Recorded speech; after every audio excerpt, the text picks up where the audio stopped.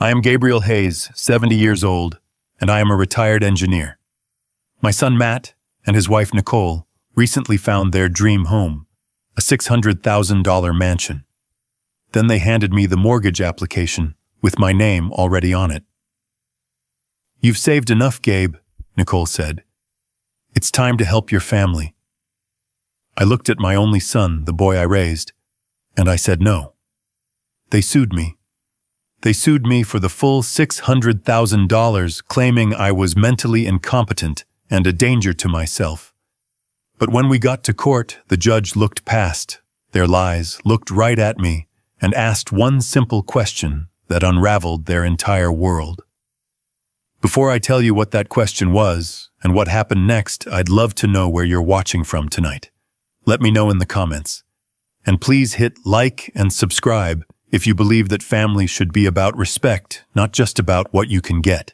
The spring in the filter basket of my coffee maker had finally given up. It was an old machine, a reliable workhorse that Alice, my late wife, used to curse at every morning.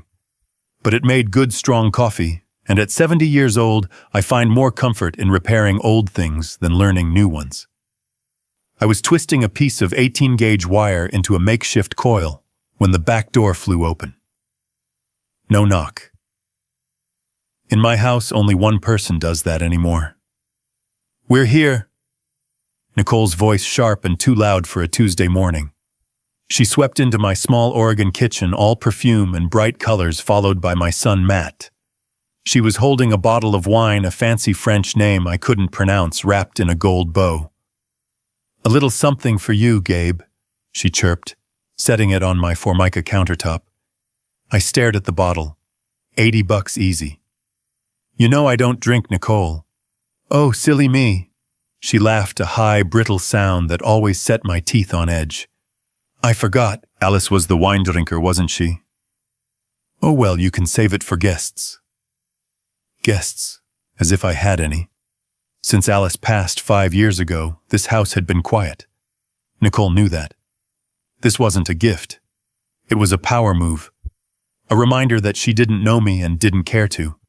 It was a way of saying, the old queen is dead, I'm the new one. Matt, my son, 42 years old, and looking 50, finally spoke. He always looked stressed, like a man drowning slowly, and his eyes darted around the kitchen. "How's the coffee maker, Dad?" "It'll live," I grunted, focusing on the wire. I didn't want to look at them. Their visits were never just visits. They were campaigns. "That's good," Nicole chimed in, moving between me and my workbench, physically blocking my view.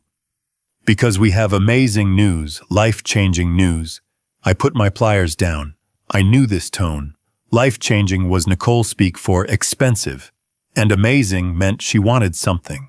"We found it, Gabe," she said, her eyes wide with a fake theatrical joy. "The perfect house." I waited. I'm an engineer by trade. I don't jump to conclusions. I wait for the data. I've spent my life analyzing stress points, weak joints, and faulty designs. And my daughter-in-law Nicole was the most poorly designed system I'd ever encountered. All flash, no foundation. "It's up on Claremont Hill," she gushed, pulling out her phone to show me pictures. 4 bedrooms, a 3-car garage, there's even a little guest cottage out back. It's us. "Sounds expensive," I said, wiping grease from my hands onto a rag. "It's an investment, Dad." Matt corrected me quickly, stepping forward. "It's what we've always talked about. A place for the grandkids. Eventually." I looked at them. Married 10 years, no grandkids. Just a lot of talk about building their brand and living their best life. Their best life always seemed to be funded by credit cards I suspected they were drowning in. "Well, son, congratulations." I turned back to my coffee maker. The conversation, as far as I was concerned, was over. "Ah," Nicole said, her voice like ice water. "That's the other part of the news." She stepped forward, blocking my light completely. From her designer handbag, a thing that probably cost more than my monthly pension check, she pulled out a thick, professionally bound document. She slid it across my kitchen table, scattering the tiny screws from my coffee maker. "We need you to sign this." she said, her smile bright and hard. I sighed. I picked up the document. It was heavy. I pulled my reading glasses from my shirt pocket, wiped a smudge off the lens, and put them on. I expected a cosigner application. I expected a request for a loan, a gift, something I could politely refuse. What I saw stopped my heart. It wasn't a cosigner form. It was a full mortgage application. $600,000. $600,000. My house, this house was paid off. I hadn't had a mortgage in 30 years. I lived on my pension and my 401k withdrawals. It was enough. It was comfortable. But it wasn't $600,000 comfortable. I flipped the page. My grease-stained fingers paused over the applicant fields. My blood went cold. It wasn't Matt's name. It wasn't Nicole's. It was mine. Gabriel Hayes, typed neatly in the box labeled Primary Borrower. I took my glasses off. I rubbed the bridge of my nose hard. I put them back on. The name was still there. They weren't asking me to help them buy a house. They were asking me to buy it for them. The kitchen. My kitchen suddenly felt small and hot. The ticking of the clock on the wall, the one Alice bought at a flea market 30 years ago, suddenly sounded like a bah. Tick, tock. I looked up. I don't understand. My voice came out flat. Dangerous. Matt started pacing that nervous shuffle he does when he's cornered. Dad, it's just a formality. The bank, they like your credit profile better. You're stable, retired. You have the 401k, the pension. Your house is paid off. Nicole cut him off. Her sweet, chirpy voice was gone, replaced by the voice of a CEO in a hostile takeover. Gabe, let's be adults here. She sat down at my table, leaning forward, all business. You're 70. You're set. Alice, bless her heart, is gone. You live alone in this big house. I looked around my 2-bedroom, 1.5-bath, 1,500 square foot cottage. It was hardly a mansion. It was just home. You've saved enough, she continued, her voice like sharp little pebbles. You worked your whole life. What's the point of all that saving if you don't use it? It's time to help your family. It's time for you to invest in us. Invest. There was that word again. Alice and I had invested. We invested 45 years in this community. We invested in raising the boy who was now avoiding my gaze. We invested by living below our means, not beyond them. I looked at the paperwork again. $600,000, a 30-year loan. I'd be 100 years old when it was paid off. They weren't asking for an investment. They were asking for my entire financial future. They were asking for my security, my peace of mind, the nest egg Alice and I had painstakingly built so that I would never be a burden on him. And the irony was so thick I could barely breathe. I didn't look at Nicole. I looked at my son. Matt, look at me. He stopped his nervous pacing. Slowly, his eyes. Alice's eyes lifted from the cracked linoleum floor. They were filled with a desperate, pleading weakness I recognized. It was the same look he had when he was 10 and broke Mrs. Henderson's window. It was the same look he had when he was 20 and wrecked my truck. It was the look of a boy who knew he was wrong but was hoping someone else would fix it. Did you read this? I tapped the document. Nicole thinks. I am not asking what Nicole thinks, I said. My voice was quiet, but it cut through the room like a razor. I am asking what you think. You are 42 years old, Matt. Do you think this is acceptable to bring this here to ask your 70-year-old father to sign away his security for a house you can't afford? It's not like that, Dad, he protested, but his voice was weak. She just really wants this house. You don't know how important this is to her. And there it was, the final terrible truth. My son was gone. The boy I raised, the man I thought I knew, had been replaced by this puppet. He was prioritizing his wife's wants over his father's life. He was willing to sacrifice me, his 70-year-old father, on the altar of his wife's ambition. I folded the document neatly in half. The sound was crisp, final, like a judge's gavel. I slid it back across the table. It stopped right in front of Nicole. No. The word hung in the air. The faucet was still dripping. Drip, drip. Nicole's perfectly made-up face went through 3 distinct phases in less than 2 seconds. First, confusion, as if the word no was a foreign language she didn't understand. Second, offense, as if I had slapped her. Third, a cold, hard rage that made her eyes look like chips of ice. "What?" she whispered, her voice tight. I said. I enunciated every syllable, no. Matt looked like he was going to be sick. "Dad, please, you can't just say no. We already put down a deposit. We told the realtor you were on board." A deposit. With what money? My money, the money I suspected they'd been subtly bleeding from me for years. "Then you'd better call that realtor," I said, turning my back on them. I walked to the sink. "You'd better call him and tell him you lied. If Nicole wants that house," I said, my voice muffled by the sound of running water as I rinsed my coffee mug, "then you two can figure out how to buy it." "You selfish old man!" Nicole shrieked. The civility was gone. I turned around slowly, drying my hands. "Get out of my house." "What?" I said.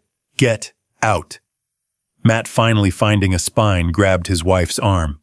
"Nicole, come on, we're leaving." "No." She yanked her arm free. She pointed a finger at me, her hand shaking. "You are just sitting on all that money Alice left. You're letting it rot. We are your family." "A family doesn't ask its father to sign his financial death warrant," I said, walking toward them. Nicole snatched the mortgage papers off the table. "You will regret this, Gabe. I promise you, this isn't over." "I'm sure it's not," I said, holding the back door open for them. They stormed out. The screen door slammed shut behind them, the frame rattling in protest. I heard their car engine roar to life, tires spinning on the gravel of my driveway as they peeled out. I stood there listening until the sound faded. I went back to the counter. The $80 bottle of wine was still there. I picked it up and walked to the back porch, uncorked it, and poured every last drop onto Alice's dying rose bushes. I sat down on the old porch swing. My hands were shaking. Not from fear, from adrenaline. Nicole was right about one thing. This wasn't over. It was just the beginning. I stood on that back porch for a long time. I stood there long after their car squealed out of my driveway, leaving a black mark on the gravel and a cloud of dust in the air. I listened to the sound of their engine fading, taking the last bit of my family's peace with it. I looked at the $80 bottle of wine Nicole had left on my counter. I picked it up, walked back outside, and poured every last drop onto the patch of weeds by the porch steps. The next 2 days were quiet. Too quiet. The silence in the house was heavy, suffocating. I called Matt's phone on Wednesday afternoon. It went straight to voicemail. "Son?" I said, my voice sounding rough. "It's your father. We need to talk." I hung up. He didn't call back. I called again on Thursday, straight to voicemail. This time I didn't leave a message. I am a 70-year-old man. I have earned many things in my life. I will not beg my own son to speak to me. Part of me, the father part, tried to find an excuse. He's embarrassed, I told myself. He's ashamed. He's at home getting an earful from that harpy he married. I told myself they just needed time to cool off. They needed to realize how insane, how disrespectful their proposition had been. I tried to believe that the son I raised, the boy I taught to ride a bike and bait a hook, would eventually remember who he was. I tried to believe that blood was thicker than Nicole's ambition. I was wrong. The proof arrived on Friday. I walked down my long gravel driveway, the Oregon air crisp and damp. My joints always ache in this weather. The mailbox door creaked open. Junk mail, an ad for gutter cleaning, the local paper, and one thin envelope that didn't belong. It was from Bank of America. My heart tightened. I hadn't banked with B of A in 30 years, not since Alice and I opened our joint account at the local credit union. I tore it open right there at the end of my driveway. My eyes scanned the page. It was a form letter. Cold, impersonal corporate. Dear Gabriel Hayes, we regret to inform you that we cannot approve your application at this time. Application. I hadn't applied for anything. I read further down. Your recent application for a $20,000 home equity line of credit. My hand started to shake. $20,000. Has been declined due to recent suspicious activity on your credit profile and insufficient income verification. I read the letter again and again. A line of credit. Against my house. The house I paid off in 1997. The house they just tried to get me to buy for them. It wasn't a coincidence. This wasn't a mistake. This was Plan B, that cooling off period I'd imagined. It wasn't cooling off, it was rearming. The rage from Tuesday, the cold, analytical anger I felt when I saw my name on that mortgage. It came flooding back 10 times stronger. This wasn't just pressure. This wasn't just a disrespectful ask. This was fraud. This was theft. They hadn't just stormed out of my kitchen defeated. They had gone straight home, logged onto a computer, and tried to steal from me. They tried to leverage the equity in my house behind my back to get the money they wanted. And the only reason it failed was because I was an old man living on a fixed pension. Insufficient income verification. They had tried to get the loan using my identity, but without my real financial information. I crumpled the letter in my fist. The silence of the past 3 days hadn't been shame. It had been calculation. I stood there by my mailbox, the empty road stretching out in front of me. I finally understood. I wasn't dealing with a spoiled son and his greedy wife. I was dealing with criminals, and they had already made their next move. It was time for me to make mine. I turned around, marched back up the driveway, and went straight to my phone. I wasn't calling Matt. I was calling my bank's fraud department, and I was going to find out exactly what they had done. I didn't even go back inside the house. I stood right there on the gravel driveway, the damp Oregon air chilling my hands, and I dialed the 1-800 number on the letter with a thumb that was shaking not from cold, but from a cold, hard rage. The phone clicked. A robotic voice answered. Thank you for calling Bank of America's Fraud Protection Department. I hate these automated menus. They're designed to make you give up. I punched 0 over and over until a human finally picked up. Fraud Department, this is Susan.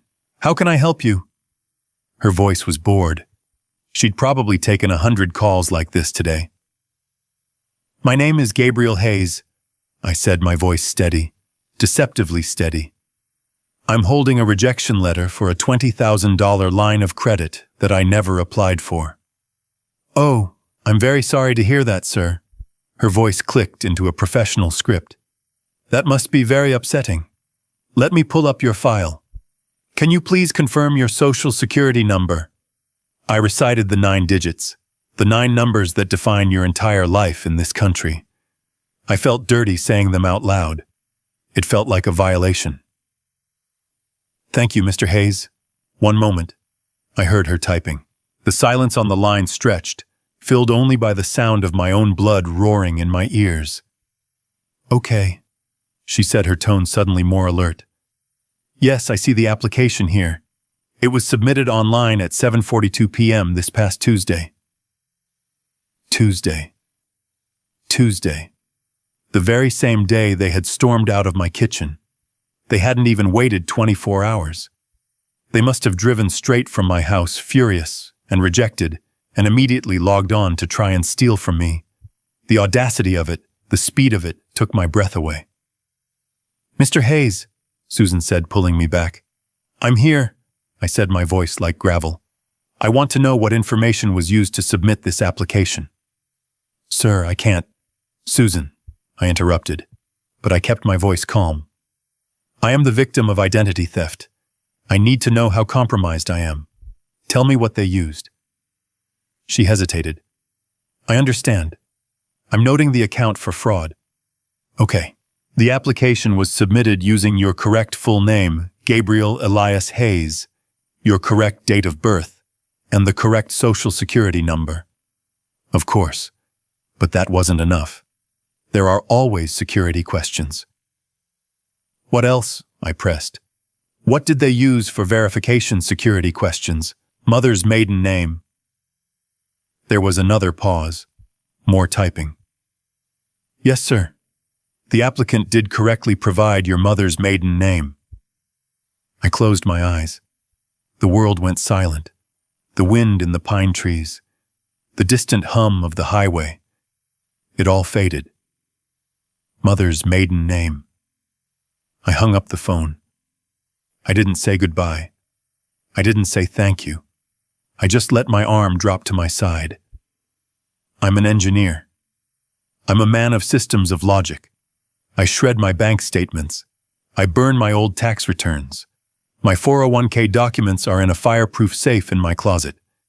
I am not a careless man. You don't find a man's mother's maiden name on a piece of junk mail. It's not on a utility bill. It's not something you just find while rummaging through a desk. It's something you know. And I knew with a certainty that settled in my gut, like cold lead, that only one person on this earth besides me knew that name. Matt. I remembered it. Not 3 years ago, but 5. Right after Alice died. I was a ghost. I walked through this house, but I wasn't here. The grief was a fog I couldn't see through. Matt had offered to help with the paperwork, the life insurance, the taxes. He sat right there at my kitchen table. This kitchen table. "Dad, this form, this insurance claim, it needs your mother's maiden name." I was so lost, so broken, I didn't even think. I just told him. Kovacs, Anna Kovacs. Her family was Hungarian. He had nodded, written it down. "Got it, Dad. Don't worry. I'll handle all this." He handled it. He took that piece of my history, that piece of my trust given to him in my darkest moment, and he saved it. He saved it for 5 years. He saved it like a weapon. He held on to that key, that secret, just waiting for the day he could use it to rob me. This wasn't an impulsive act of anger on Tuesday night. This was premeditated. He had been planning this. Or at least he had been holding the tools to do it just in case. This was a different kind of evil. My son, the boy I raised, was a stranger. A cold, calculating stranger who had been waiting for his opportunity. I looked at my house, my home. Suddenly it didn't feel safe. I thought about Tuesday, Nicole's bag, Matt's nervous energy. I walked to my neighbor's house. Mrs. Henderson, Agnes. She was 80 sharp as a tack and missed nothing. I needed to know what they did here on Tuesday. I needed to know what they took. I stood on the gravel, the useless phone heavy in my hand. The letter from the bank felt like a razor blade in my pocket. Kovacs. Anna Kovacs. He had kept that name, that sacred piece of my past, like a burglar keeps a skeleton key, waiting. I looked at my small house. The white paint was peeling, the porch swing Alice loved was listing to one side. It had always been my sanctuary. Now it felt like a crime scene. If they had my mother's maiden name, what else did they have? The mortgage application. The line of credit. They needed proof of my assets. They needed my 401k statements, my pension details. My blood turned to ice. Tuesday. They weren't just here for a minute. They were here for an hour. I walked fast across my patchy lawn to Mrs. Henderson's. Agnes Henderson had lived next door for 45 years.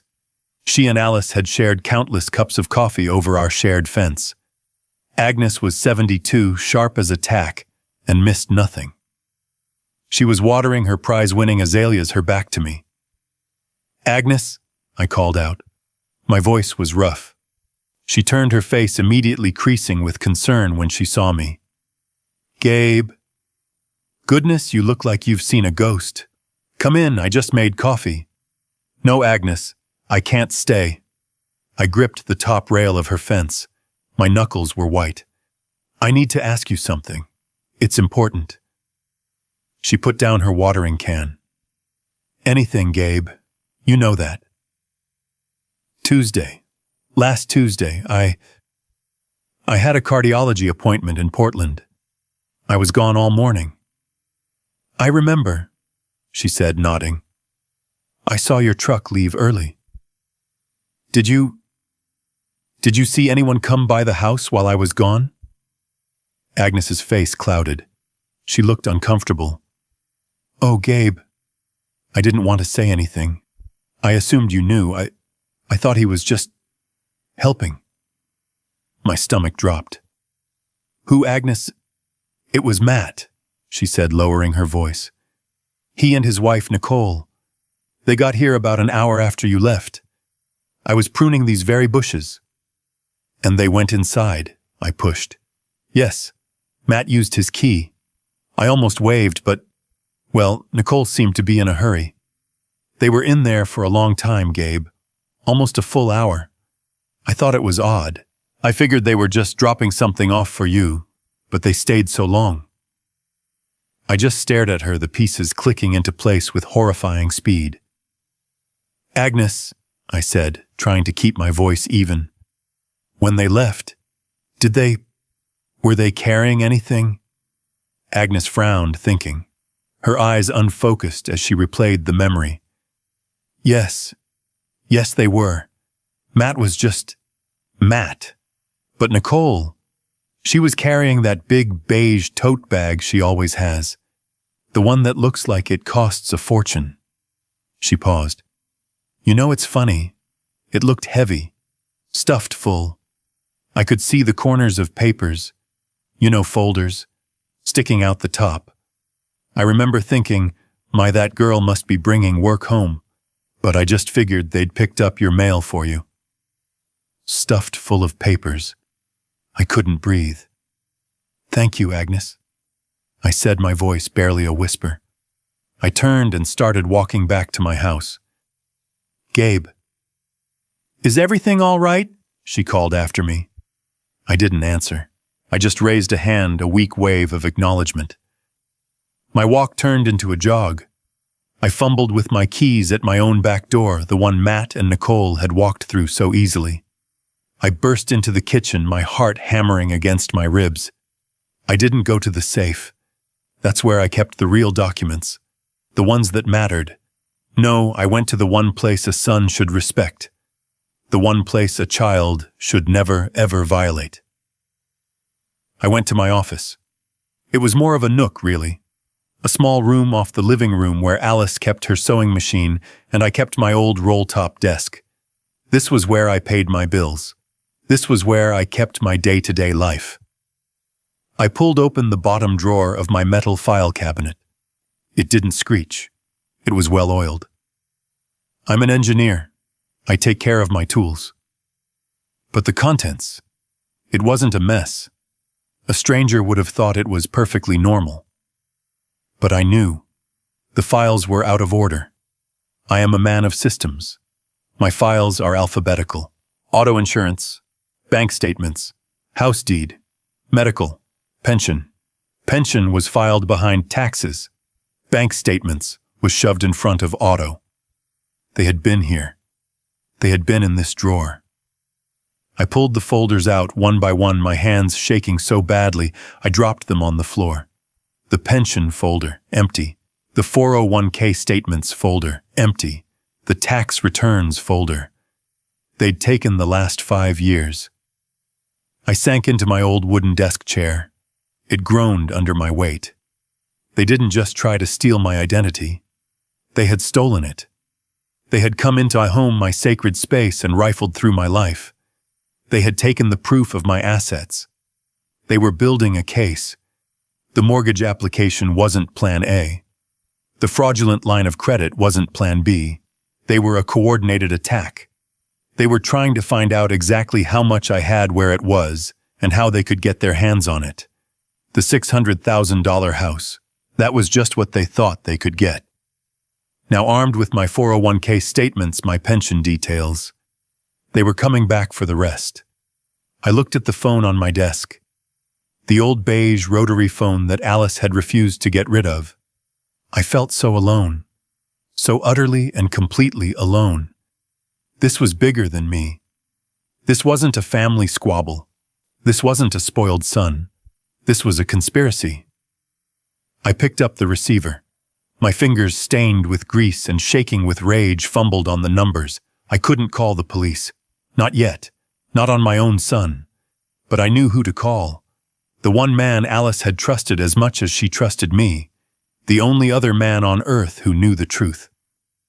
Peterson Law Offices, a crisp voice answered. Get me Peterson, I said, my voice breaking. Tell him it's Gabe Hayes. Tell him it's happening. I didn't bother changing my clothes. I still had grease under my fingernails from that morning's coffee maker repair. It felt like a lifetime ago. I grabbed my keys, walked past my ransacked file cabinet, and didn't look back. The engine of my 1998 Ford F-150 turned over with a familiar, comforting groan. It was an old truck, reliable, honest. It had dents and scratches, and every single one had a story. It was a truck that had never lied to me. I pulled onto the 2-lane highway heading east toward Portland. The 90-minute drive was usually something I enjoyed.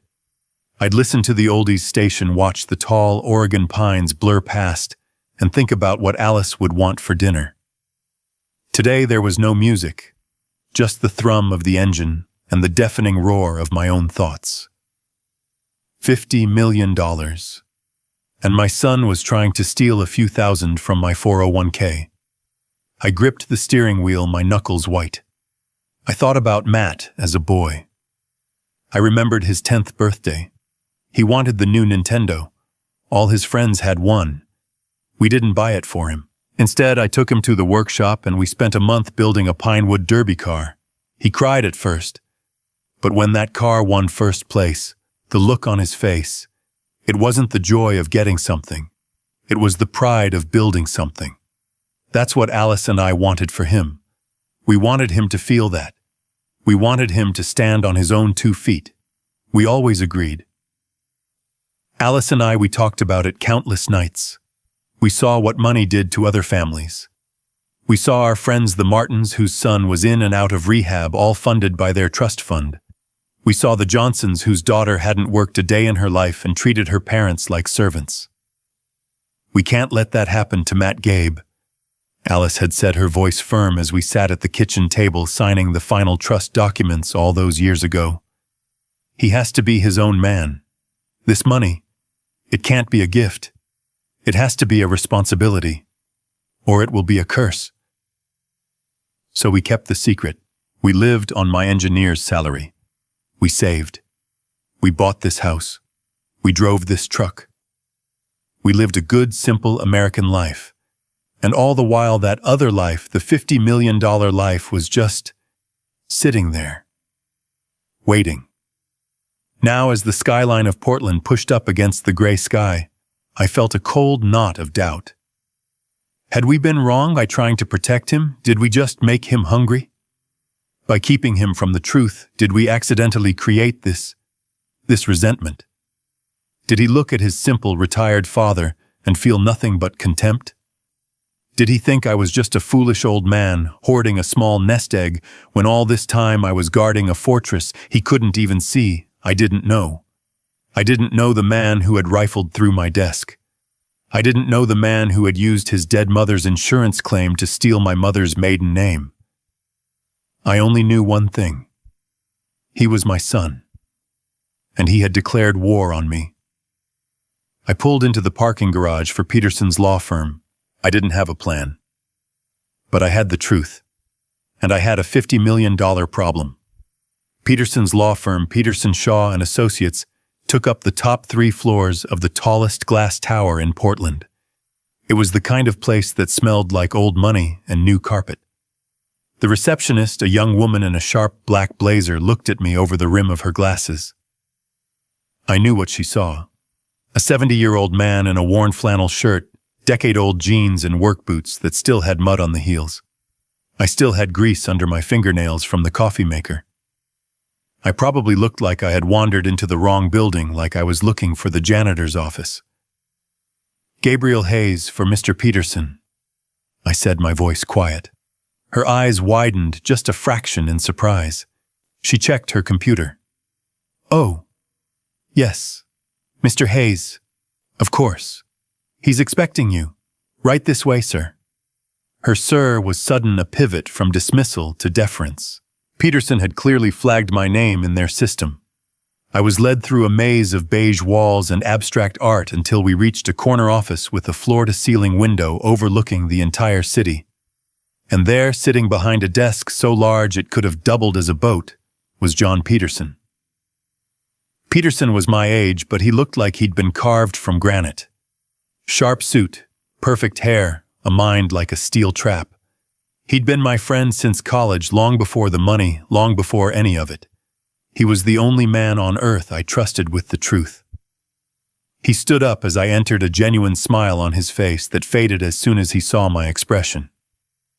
"Gabe," he said, shaking my hand. His grip was firm. "You look like hell. What's happened?" I didn't answer. I didn't sit down. I reached into the inner pocket of my jacket. I pulled out the folded, crumpled mortgage application and the letter from Bank of America. I laid them side by side on his pristine, polished mahogany desk. The greasy smudge from my thumb on the bank letter stood out like a scar. Peterson put on his own reading glasses. He picked up the mortgage application first. I watched his eyes scan the page, his expression hardening. He saw the $600,000 amount. He saw my name. He saw the space for my signature. Then he put it down and picked up the rejection letter for the $20,000 line of credit. He read it, his jaw tightening. He looked up at me. He didn't look shocked. He didn't look surprised. He just looked terribly, profoundly sad. "So," he said, his voice a low rumble, "it started." He took off his glasses and rubbed his eyes.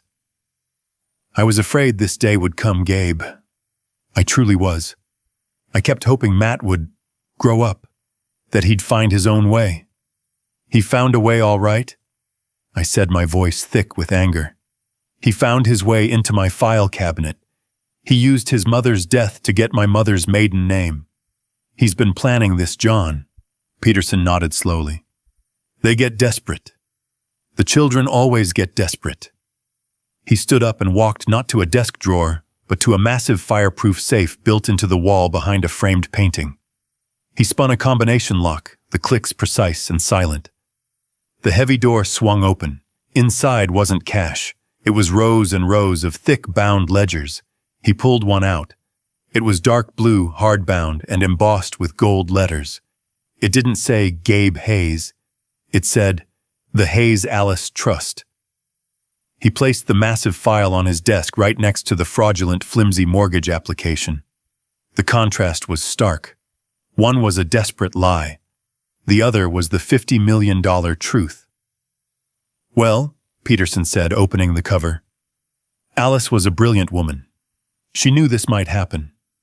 She insisted on a few safeguards. She called it the character clause."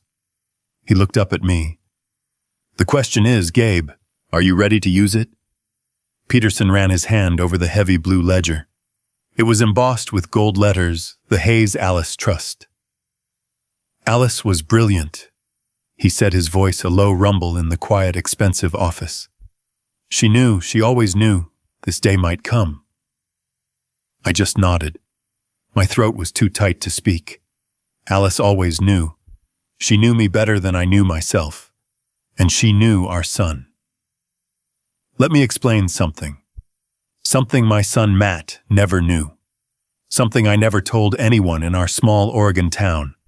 To Matt, to Nicole, to my neighbors. I'm just Gabe Hayes, the retired engineer from the aerospace plant. The guy who lives on his pension and his 401k. The man who drives a 20-year-old truck and spends his mornings trying to fix a broken coffee maker. That's the lie. Or rather, it's the cover story. A cover story Alice and I agreed on 30 years ago. You see, I wasn't just an engineer. I was a very, very good one. Back in the early 80s, long before I went to work for the big plant, I was working in my own garage. I was tinkering. I was obsessed with a single problem: high-temperature friction in turbine engines. And I solved it. I developed a new metal alloy, a ceramic metallic composite that could withstand temperatures that would turn steel to soup. It was lightweight, self-lubricating, and nearly indestructible. I patented it. Hayes Alloy 7B. I thought I'd sell it for a few $1,000. Maybe buy Alice a new car. Instead, a defense contractor, one of the biggest in the world, bought the patent. They didn't just buy it. They bought my life. They bought my silence. They bought my future. They use that alloy in everything now. Jet engines, medical implants, deep-sea drilling equipment. The check they gave me. I still remember Alice and I sitting at our kitchen table, the same table Matt and Nicole just sat at. Just staring at it. It had so many zeros I thought it was a typo. $50 million. Alice and I sat at that table for 3 days. We didn't sleep. We just talked. We could have bought a mansion in Beverly Hills. We could have bought a private island. We could have become them. People like Nicole. But Alice, she was the smart one. She was the foundation. Gabe, she said, her hand covering mine. This isn't money. This is poison. It's a curse if we let it be. It will ruin Matt. It will make him weak. We can't let him know. Not until he's a man. Not until he's earned the knowledge. So we made a decision. We called Peterson. We created the Hayes Alice Trust, an irrevocable trust. We locked it away. We put it in investments so secure, so anonymous, that it just grew, silently in the dark. And we went on living. I took the steady, respectable job at the aerospace plant. We lived on my salary. We drove Fords. We saved for Matt's college in a normal savings bond account. We lived on my pension. We lived on my 401k. We lived a good, simple American life. Matt and Nicole, they had just torn my office apart. They had stolen my pension statements. They had stolen my 401k reports. They had stolen my tax returns. They thought they had found my treasure. They were fighting over the bait. They were trying to steal the few $100,000 I kept in my decoy accounts, while the $50 million whale swam right beneath their feet. And they had no idea. Peterson turned a page in the heavy blue ledger. And here it is, he said, tapping the paper. Section 4, Article B, the Alice Hayes Character Clause. His voice was flat professional, reading the legal text that Alice had insisted on. The assets of this trust are designated primarily for the benefit of any and all grandchildren of the creators. The primary beneficiary, Matthew Hayes, he paused, may only assume a managerial role as executor of the trust upon demonstrating. Peterson stopped reading and looked up at me over the rim of his expensive glasses. Demonstrating the highest standard of financial responsibility and moral character. I just stared at him. Highest moral character. Peterson closed the massive book. The sound was a heavy final thud that echoed in the silent office. Your son Gabe, in his desperate, greedy, and frankly stupid attempt to steal what he thought was a few $100,000, has just legally proven that he is morally and financially unfit to ever touch 50 million. The irony was so bitter I could taste it, like ash in my mouth. By trying to steal the scraps from my table, he had just set fire to his own inheritance. He had violated the one rule Alice put in place to protect him from himself. He had failed the test. "So what do we do?" I finally asked. My voice was a low growl. "We do nothing," Peterson said. His eyes were cold. "We let them. They've committed fraud. They've committed identity theft. They think they're holding all the cards. We let them play their hand. We wait for them to make their next move." I nodded. I stood up. I felt heavier, but also clearer. I drove the 90 minutes back to my house. The anger from the morning was gone. It had been replaced by something cold, something hard. I had lost my son, not to death like I lost Alice, but to this, to weakness, to greed, to whatever that woman Nicole had turned him into. I pulled my old truck up the gravel driveway. It was dark now. The porch light was off. The house looked cold. But there was someone waiting. A man. He was standing in the shadows by my front door. My heart jumped into my throat. Was it Matt? Had he come back? The man stepped forward into the single beam of my headlights. He wasn't Matt. He was wearing a cheap suit that didn't fit him, and he was holding a stack of papers. He looked bored. "Gabriel Hayes," he called out, his voice flat. "Yes." He walked forward, pulled a single document from the stack, and pushed it into my chest. "You've been served."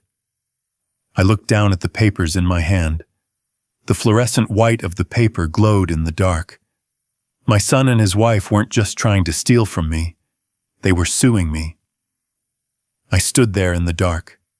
The man's footsteps crunched on the gravel as he walked back to his car, disappearing into the night. He had left the papers in my hand. They were still warm from his grasp. I didn't move. I just stood there under the single weak bulb of my porch light, the smell of the damp pines thick in the air. I looked down at what he had given me. A summons. A legal document from the state of Oregon County of Clackamas. Nicole Hayes and Matthew Hayes. Plaintiffs versus Gabriel Hayes, defendant. Plaintiffs. Defendant. My son. Suing me. My hands, the hands of an engineer, hands that had built engines and fixed transmissions. They were shaking. I fumbled with the staple, tearing the paper. I skipped past the legal boilerplate, looking for the what, and then I saw it. Seek monetary damages in the amount of $600,000. 600,000. The number just hung there. It didn't seem real. It was an abstraction, a string of zeros. It was the price of the house they wanted. They were suing me for the house. They were suing me for the right to own something they couldn't afford. I felt a bitter, dry laugh try to escape my throat. Of course, this was the next move. This was the, "You will regret this." But then I kept reading, and the laughter died. Because it wasn't just about the money. Oh God, if only it had been just about the money. I read the next line. "And furthermore, petition this court for an emergency hearing to establish a conservatorship over the person and estate of Gabriel Hayes, citing advanced age and cognitive impairment." Cognitive impairment. Conservatorship. The words hit me harder than any physical blow. They weren't just trying to get a house. They were trying to get me. They were trying to take my life. I stumbled back and sat hard on the old porch swing Alice loved. The chains groaned under my weight. I read on my eyes, scanning the sworn affidavits attached to the petition. The lies. They were so detailed. First, Nicole's statement. It was poetry. It was fiction. "I, Nicole Hayes, being of sound mind, do swear that my father-in-law Gabriel Hayes did on numerous occasions, including but not limited to Thanksgiving of 2023 and Christmas of 2024, verbally promise to take care of our future and buy us a home as a family asset." I gripped the paper. Thanksgiving. I remembered Thanksgiving. I remembered telling Matt he needed to start contributing to his own 401k, not just relying on mine. Her lies continued. Relying on this repeated promise from my father-in-law, she wrote, my husband and I made significant, irreversible financial decisions. I left my part-time job as a consultant to prepare for our new home, and we placed a substantial non-refundable deposit on the property, all based on his word. A non-refundable deposit. That was the hook. They were claiming promissory estoppel, a legal trap. They were saying they had been damaged by a promise I never made. I never promised them a dime. Alice and I had one rule, one single ironclad rule: you make your own way. We gave Matt an education. We gave him love. We gave him a stable home. We never ever promised him a free ride. And he knew it. But the petition wasn't finished. The next page was worse. It was the request for the conservatorship. It was Matt's sworn statement, or at least it had his signature on it. The words were pure Nicole. My father, Gabriel Hayes, has shown significant signs of cognitive decline over the past year. I read on my stomach churning. He has become dangerously forgetful. He often misplaces his keys and wallet. He has become reclusive, refusing to see family or friends. He has exhibited paranoia, accusing us of things we have not done. They were using my quiet, frugal life as evidence of self-neglect. They were twisting my privacy into isolation. And then came the final dagger. The most alarming sign of his impairment, Matt's statement read, is his complete lack of memory regarding his promise to buy us our home. He became agitated and confused when we presented him with the paperwork, as if he had no recollection of our many conversations. We are not angry. We are terrified. We are afraid he is a danger to himself. We fear he will, in his confused state, mismanage or give away the assets he worked his whole life to build. I dropped the papers. They scattered across the old wooden planks of the porch. I finally understood. This wasn't about a house. The house was just the prize. This was about control. My refusal. My simple, firm no. They weren't seeing it as a boundary. They were twisting it. They were painting it as proof that I was insane. They were building a legal cage for me. Declare me incompetent. Seize control of my estate, the 401k, the pension, the small town house they thought was my only asset. They would get the $600,000 and everything else. I would be a prisoner locked in a nursing home, legally dead, while they drained my life's work. And the beauty of their plan, the truly evil genius of it, was that the very act of me fighting back, of me getting angry, of me saying they were conspiring against me, would just be more proof of my paranoia. They had backed me into a corner. I sat there for a long time, the cold night air seeping into my bones. The porch swing was silent. They thought they were dealing with a forgetful, simple old man. They thought they had trapped me. They had just made the single biggest mistake of their lives. They thought I was weak. They forgot. I'm an engineer. I don't just fix machines. I find weak points. I analyze systems. And I take them apart piece by piece. This lawsuit wasn't just a threat. It was a declaration of war. I bent down my knees, cracking in protest. I gathered the scattered papers, every single one. I put them in order. Then I went inside, locked my door, and picked up the phone. Peterson Law Offices, the answering service said. This is Gabriel Hayes. I said, my voice as cold and hard as steel. Get me John Peterson. I don't care what time it is. I don't care if he's in bed. Get him on the phone, now. It was happening. I was in Peterson's office at 9 a.m. sharp. I hadn't slept. I'd spent the night in my old recliner. The lawsuit papers spread out on the floor under the lamplight. I just stared at them, watching the words blur. Cognitive impairment. Danger to himself. Conservatorship. The anger from the night before had cooled. It had settled into something hard, heavy, and cold inside my chest. It wasn't just anger anymore. It was procedure. I was an engineer. I had a complex problem in front of me, a system designed for maximum destruction, and I needed to figure out how to take it apart. When I walked into Peterson's office, he didn't offer me coffee. He didn't ask how I was. He was all business. His massive mahogany desk was clear except for a single slim manila folder. He looked like he'd been up all night, too. "You were right to call me Gabe," he said, his voice a low rumble. "I made some calls. I keep a private investigator on retainer for sensitive family matters. He's very fast and very thorough." Peterson opened the folder. He didn't need to build suspense. He just stated the facts. "Your son Matt and his wife Nicole," he said, "are not just greedy. They are desperate. And desperate people, Gabe. They're stupid. And they're dangerous." He slid a single sheet of paper across the desk. "This is a summary report from my investigator." He started with Nicole. Her lifestyle, the one she's so proud of. It's a house of cards, built on debt. I picked up the paper. I'm an engineer. I'm good with numbers. But these numbers, they didn't make sense. It was a credit report summary.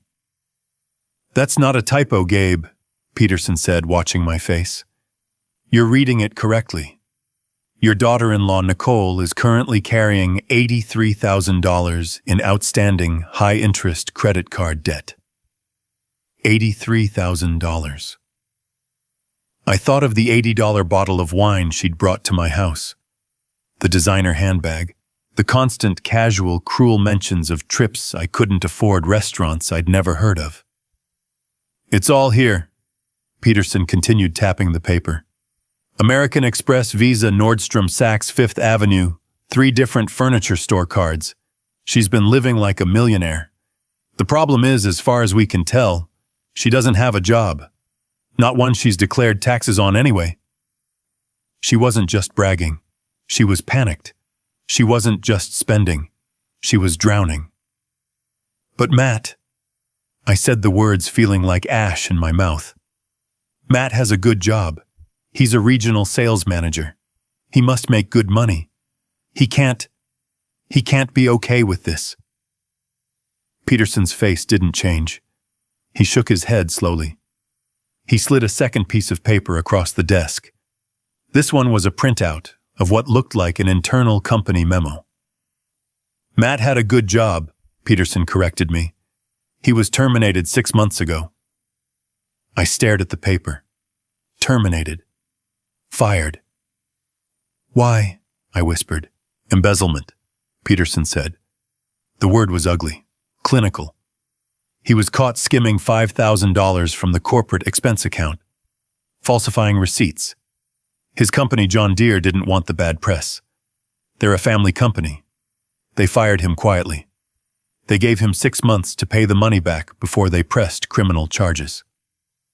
The pieces fell into place, not with a click, with the sound of a building collapsing. 6 months. He had been unemployed for 6 months.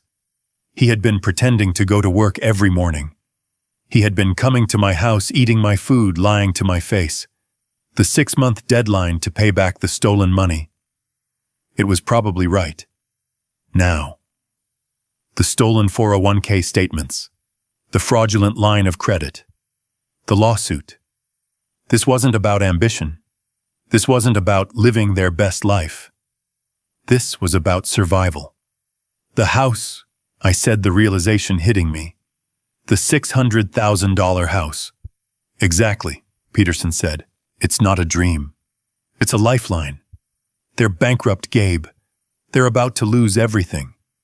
They're not just trying to buy a house with your money. They're trying to use you. My investigator believes the plan was to get a massive mortgage in your name immediately, take a cash-out equity loan against the property to pay their debts, and then most likely let the house go into foreclosure, destroying your credit, not theirs. A drowning man pulling his own father underwater to use him as a flotation device. I thought about the lawsuit. The claim that I was the one who was cognitively impaired. The accusation that I was the one who was forgetful and a danger to my own finances. They weren't just attacking me. They were projecting. They were accusing me of their sins. I looked at Peterson. They've stolen my identity. They've lied to the court in a sworn affidavit. They've tried to defraud a bank. And Matt embezzled. Yes, Peterson said. So, I said, feeling the cold engineering logic return my voice flat. They're not just immoral, they're criminals. Peterson nodded. They are. And they've just given us all the ammunition we need. They've handed us the rope. I stood up. I walked to the window and looked down at the city. All those people living their lives completely unaware of the poison flowing just beneath the surface. Good, I said, turning back to Peterson. Because they don't know who they're dealing with. They think I'm a forgetful old man living on a pension. They think I'm weak. They think they've trapped me. I looked at the folder on his desk. The Hayes Alice Trust. The $50 million secret. They have no idea what's coming for them. Peterson allowed himself a thin, cold smile. No, Gabe. They really don't. I got home from Peterson's office with the investigator's report in my briefcase. The house was cold. The coffee maker was still in pieces on the counter. I sat at the kitchen table. The lawsuit papers were spread out on the worn formica. Cognitive impairment. Danger to himself. Conservatorship. The words seemed to pulse in the quiet room. My phone rang. It vibrated on the tabletop, a harsh buzzing sound that made my teeth ache. I looked at the screen. Matt. I let it ring 3 times, each buzz echoing the hollow space where my trust used to be. Then I picked up. I didn't say hello, I just waited. Dad. His voice was small, hesitant. Not the voice of a confident sales manager. Not the voice of a man suing his father. It was the voice of a child testing the waters. What is it, Matt? My voice was flat. Dad, look, Nicole and I, we've been talking. This whole thing has it's gone too far. I waited. I knew this tone. This was the prelude to a request. This lawsuit, he said, rushing his words. It's just paperwork. It's lawyers being lawyers. We don't want this. Nicole doesn't want this. We just want the house. I could hear Nicole whispering in the background, sharp and urgent. Tell him the deal. Look, Dad. Matt said, his voice suddenly stronger, rehearsed. We can make this all go away.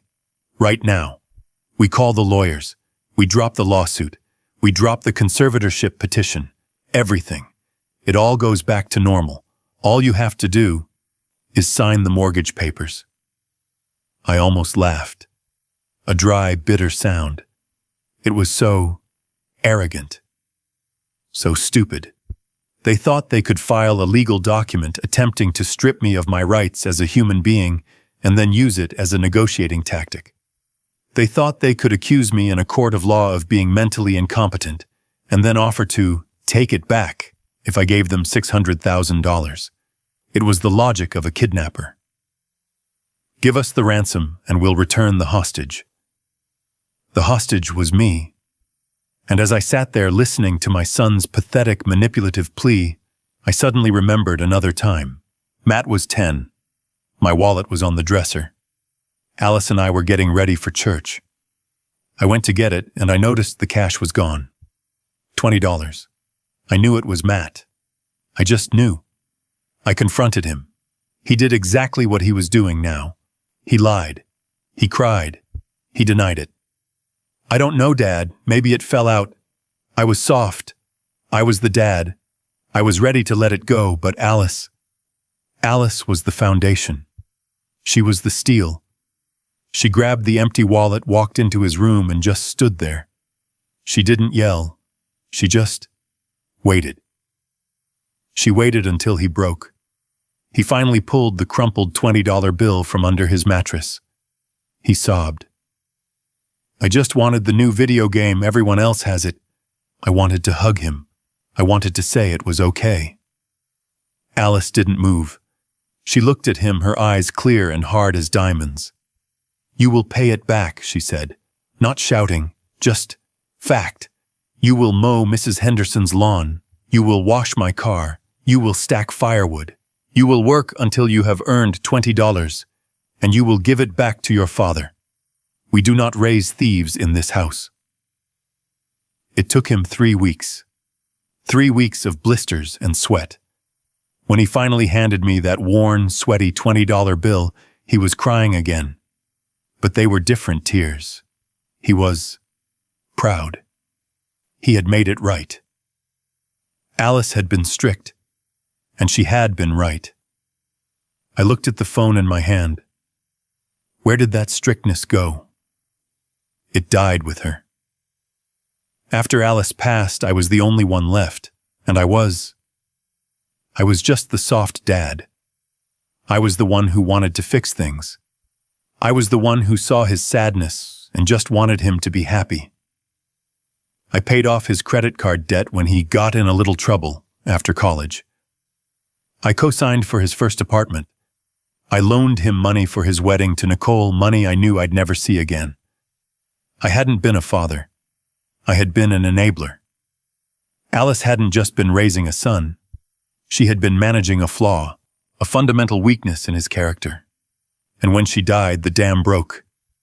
I hadn't just lost my wife 5 years ago. I had lost my son too. I just didn't know it until now. This monster on the phone. He wasn't created by Nicole. He was allowed by me.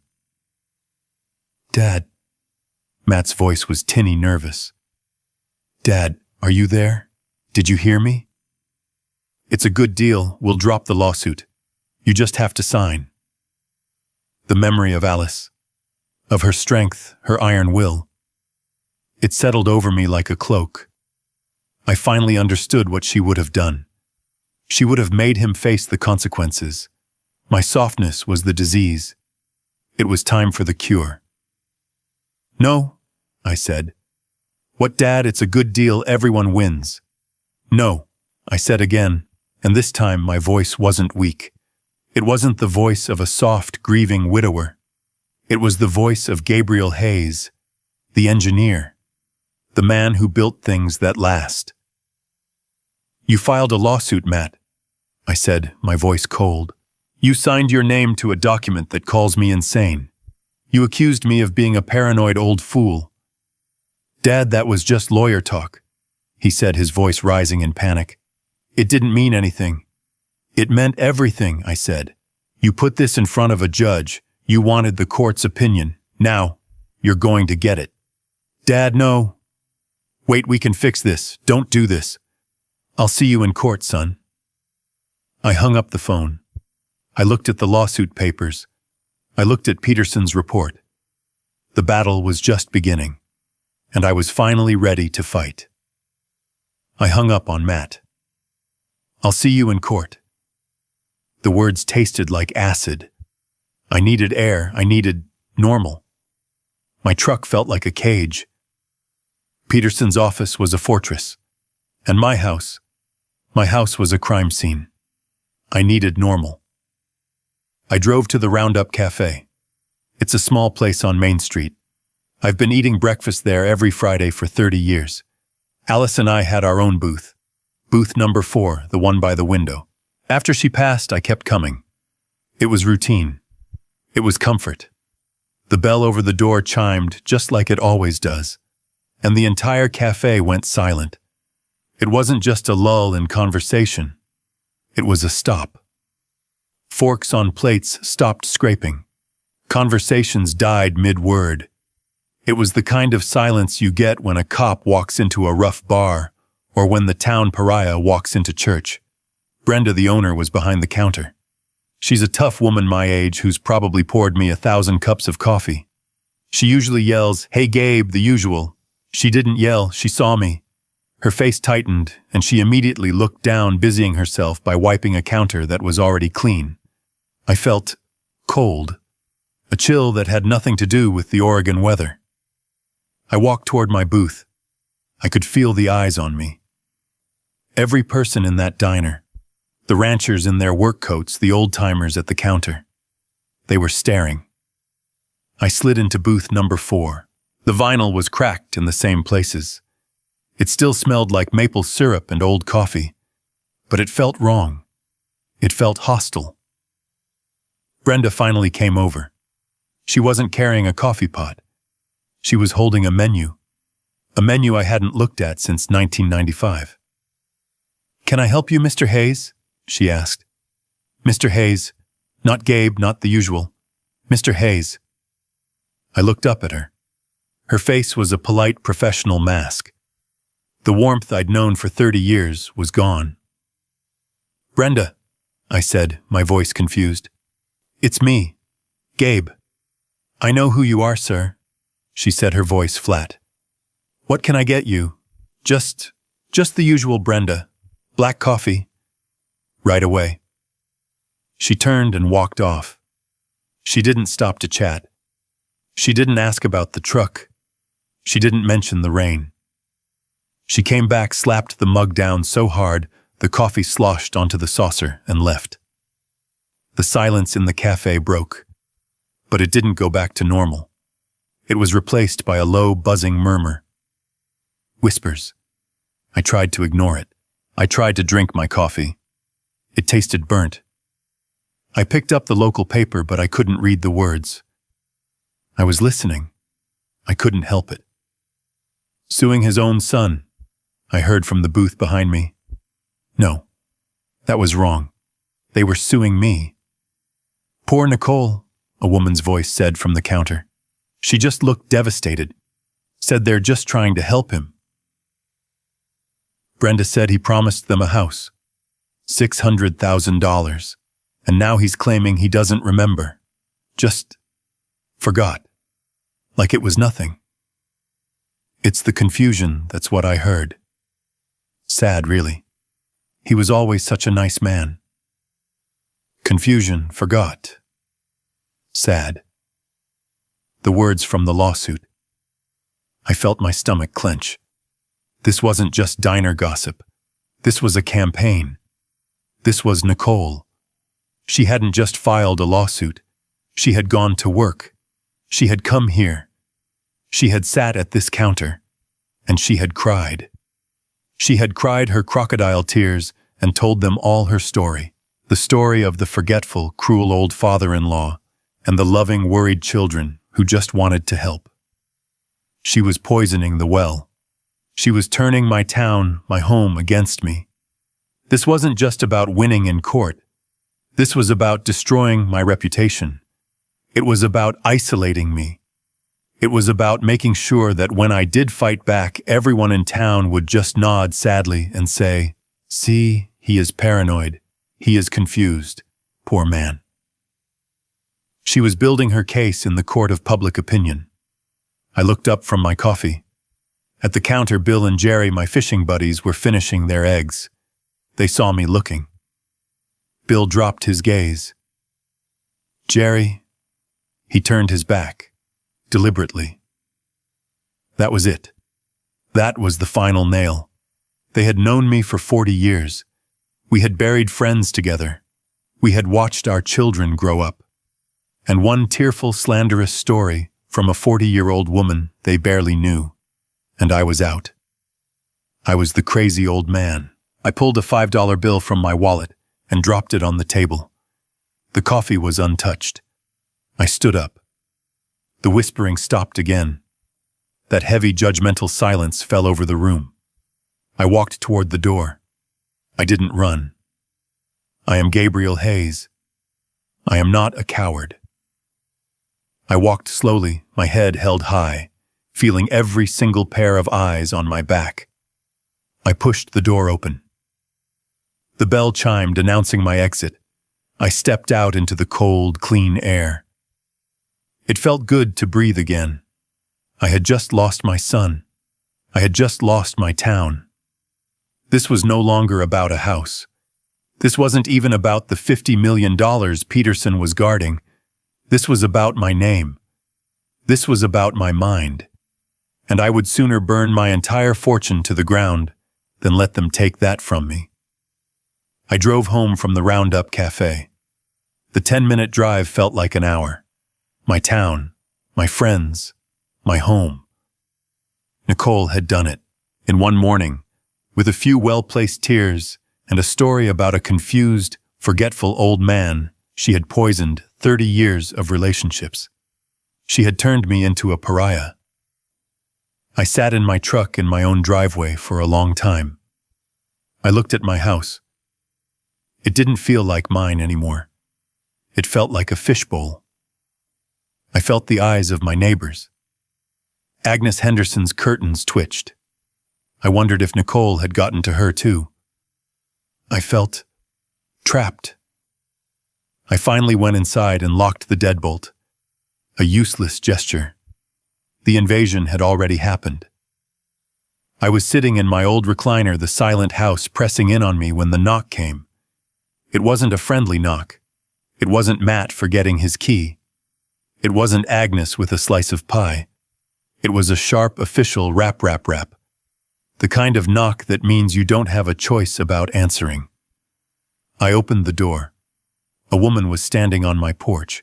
She was in her late 30s, wearing a navy blue pantsuit, sensible shoes, and an expression that was completely blank. She held a clipboard like a shield. "Mr. Gabriel Hayes?" she asked. Her voice was flat. "Yes." She held up a laminated ID badge. "My name is Ms. Evans. I'm with Adult Protective Services." The words just hung there in the cold afternoon air. Adult Protective Services. My stomach turned to ice. This was it. This was the next step in their attack. They hadn't just told people I was crazy. They had reported me to the government. "May I come in, Mr. Hayes?" It wasn't a question. I stepped aside. I felt like a criminal in my own home. She walked in, not wiping her feet, her eyes scanning everything. She didn't look at my family photos. She didn't look at the beautiful ship in a bottle I spent a winter building. She looked at the dust on the end table. She looked at the stack of old newspapers by my chair. She sat at my kitchen table, the same table where Matt and Nicole had sat just days before. She placed her clipboard down. "Mr. Hayes," she began, her voice a monotone drone. "We received a detailed report this morning, an anonymous report, expressing serious concern for your welfare." Anonymous. I almost laughed. I could hear Nicole's voice in that word, the feigned concern, the crocodile tears. "The report alleges," she consulted her notes, "severe self-neglect, social isolation, and signs of increasing paranoia." Paranoia. There was that word again, the word from the lawsuit.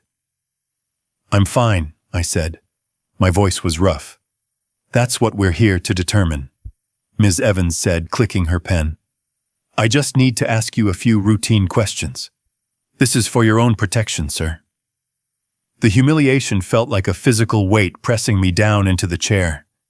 This woman half my age was here to protect me from myself, all based on the lies of a desperate, greedy woman and the son who enabled her. "What did you have for breakfast today, Mr. Hayes?" The question caught me off guard. "What? Your breakfast?" she repeated, her eyes unblinking. "The report says you're not eating properly." I thought back. The coffee maker. The call from the bank. The trip to the diner. The coffee I hadn't drunk. "I had coffee," I said. "I wasn't hungry." She wrote something down. I could hear the scratch of her pen. It sounded deafeningly loud. "Are you taking all your prescribed medications?" I held up my hands. "I take one pill, for blood pressure, every morning. I haven't missed a day in 10 years. She wrote, "The report says you've been confused, forgetful. Are you aware of what day it is, Mr. Hayes?" I stared at her. "It's Friday." "And the month?" "It's October. It's October 19th. And the year?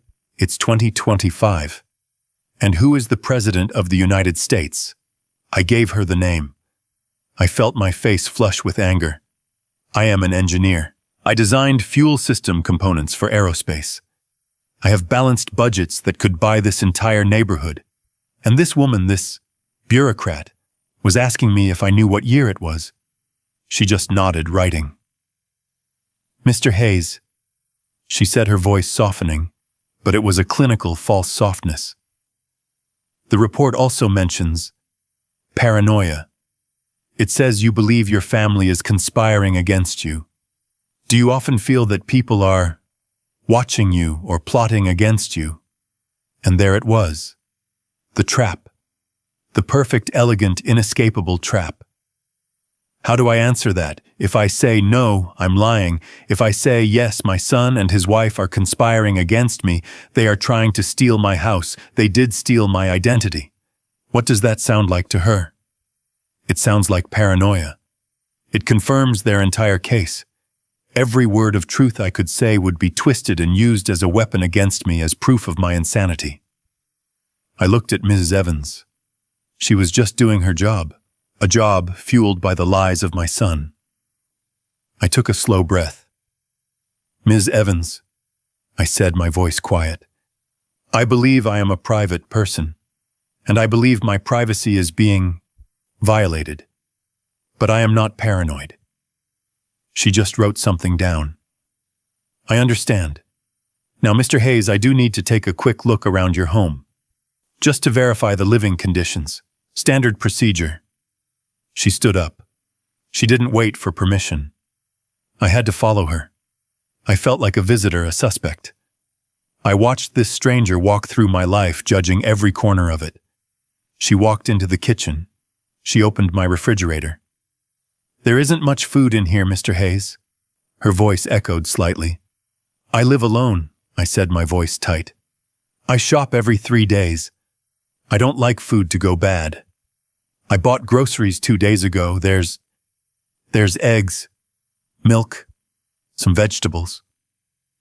She didn't reply. She just closed the door. She went to my bathroom. My bathroom. She looked in the medicine cabinet. She saw my blood pressure pills, my shaving cream, my deodorant. She was checking to see if I was capable. Then she went to my bedroom. My bed was unmade. I hadn't made it. I had been reeling from the lawsuit. I hadn't seen the point. She made a note. Unkempt sleeping area. And that was when something inside me finally snapped. I didn't yell. I didn't move. But the memory hit me so hard I almost staggered. This room, this exact room, this was the room where Alice spent her last 5 years. This was the room where I had set up the hospice bed. This was the room where I kept the whiteboard with her medication schedule written out every 2 hours, day and night. This was the room I kept immaculate. I learned to change IV bags. I managed her painkillers. I sat in that very chair in the corner, holding her hand for 1,825 nights. I had been a caregiver. I had kept another human being alive, comfortable and dignified through the worst battle of her life. And this woman, this stranger, sent here by the son I raised while I was caring for his mother, was standing in my bedroom marking me down as unclean because my bed wasn't made. The rage was so pure, so white-hot, I thought it would burn me from the inside out. I said nothing. Ms. Evans finally clicked her pen shut. She turned to me in the hallway. Mr. Hayes, she said back to her neutral bureaucratic tone, the report from your family is detailed, and while you present as coherent, there is a significant discrepancy between their claims and your presentation. There's a discrepancy because they are lying, I said, my voice shaking with contained fury. That's one possibility, she said, not blinking. The other possibility is that you are suffering from anosognosia, a condition where you are unaware of your own deficit. Anosognosia, a clinical-sounding word for crazy. Your family has filed a formal petition with the court for conservatorship, she said. The report I file today will be added to that case. Given the conflicting information, I am legally obligated to recommend a full, independent cognitive and psychiatric evaluation. She expected me to fight her. She expected me to yell, to refuse, to prove I was the paranoid, agitated old man they said I was. I did the opposite. I took a deep breath. I smoothed the front of my flannel shirt. Good, I said. Ms. Evans blinked. Good? Yes, good. I looked her right in the eye. Set it up. I want the full evaluation. I want the best psychiatrist you have. I want the most thorough, invasive, difficult test in your arsenal. Her professional mask slipped. She looked confused. I have nothing to hide, Ms. Evans, I said, opening the front door for her. My family wanted a fight. They've been attacking me from the shadows. I smiled. It wasn't a nice smile. I can't wait to fight them in the light. Ms. Evans left. I stood in my hallway, the silence of the house rushing back in. But it was different now. It was the silence of a home that had been violated, inspected, and judged. I walked into my bedroom and looked at the unmade bed, the indentation on the pillow where my head had been. Unkempt sleeping area. I felt a cold, clean rage, an engineer's rage. It wasn't hot. It was precise. The evaluation was scheduled for the following Monday. It was 3 hours of methodical insults. A psychologist, a man younger than my son, asked me questions in a soft, condescending voice. Can you draw me a clock, Mr. Hayes? Set the hands to 11:10. I drew the clock. I'm going to give you 5 words. I want you to remember them. Person, woman, man, camera, TV. I'll ask you for them again in 15 minutes. I nodded. I listened to his questions. I answered. I repeated his 5 stupid words. I subtracted 7 from 100 over and over all the way down. At the end, he sighed, putting his own clipboard down. Well, Mr. Hayes, he said, sounding almost disappointed. Your cognitive function is perfectly normal. In fact, your recall and logic scores are in the 99th percentile for your age group. You're sharper than most 50-year-olds I see. The Adult Protective Services case was officially closed 2 days later. No findings of impairment. Case closed. I thought for one foolish, naive second that this would be the end. I thought Matt and Nicole, faced with an official report stating I was perfectly sane, would be ashamed. I thought they would retreat. I was wrong. They weren't ashamed. They were emboldened. The call came from Peterson a week later. Gabe, he said, and his voice was different. It wasn't sad. It was hard. They're not backing down. What are you talking about, John? I said. The APS case is closed. I passed their tests. It's over. No, it's not, Peterson said. That's the truly evil part. They filed a new motion with the court this morning, and they attached the APS report as evidence. But the report cleared me. Gabe, Peterson said, and I could hear him turn a page. They didn't attach the final report. They didn't attach the psychologist's evaluation. They attached the initial complaint. The one Ms. Evans filed. The one that alleges you are paranoid. The one that recommends an evaluation. They're presenting the accusation as if it's the finding. I sat down. My legs went weak. They are using their own slander, I whispered, as corroborating evidence for their lawsuit. It's a classic dirty move, Peterson said. They're painting a picture for the judge. Look, Your Honor, we're not the only ones worried. Even APS had to get involved. He's a ticking time bomb. He's paranoid. He's a danger to himself. They're building a cage of lies, and every time you get angry, every time you rightfully accuse them, you just give them more proof that you're unstable. I looked out my window. I saw Agnes Henderson bringing in her mail. She didn't look my way. The poison was still working. So what do we do, John? I felt tired. For the first time, I felt like a 70-year-old man. Then I heard Peterson's voice change. That cold, hard edge was back. "We're ready, Gabe," he said. "Ready for what?" I got the last of the reports back. The ones we ran. The ones that show Matt was fired for embezzlement. The ones that show Nicole is $83,000 in the hole. The ones that show they are both, legally speaking, bankrupt. I stood up. I felt the strength return to my legs. "They've made their case, Gabe," Peterson said, and I could almost hear him smile. It was not a nice smile. "They think they're putting a confused old man on trial. They think they're fighting for your 401k. He paused. "They have no idea. They're about to face a $50 million financial indictment.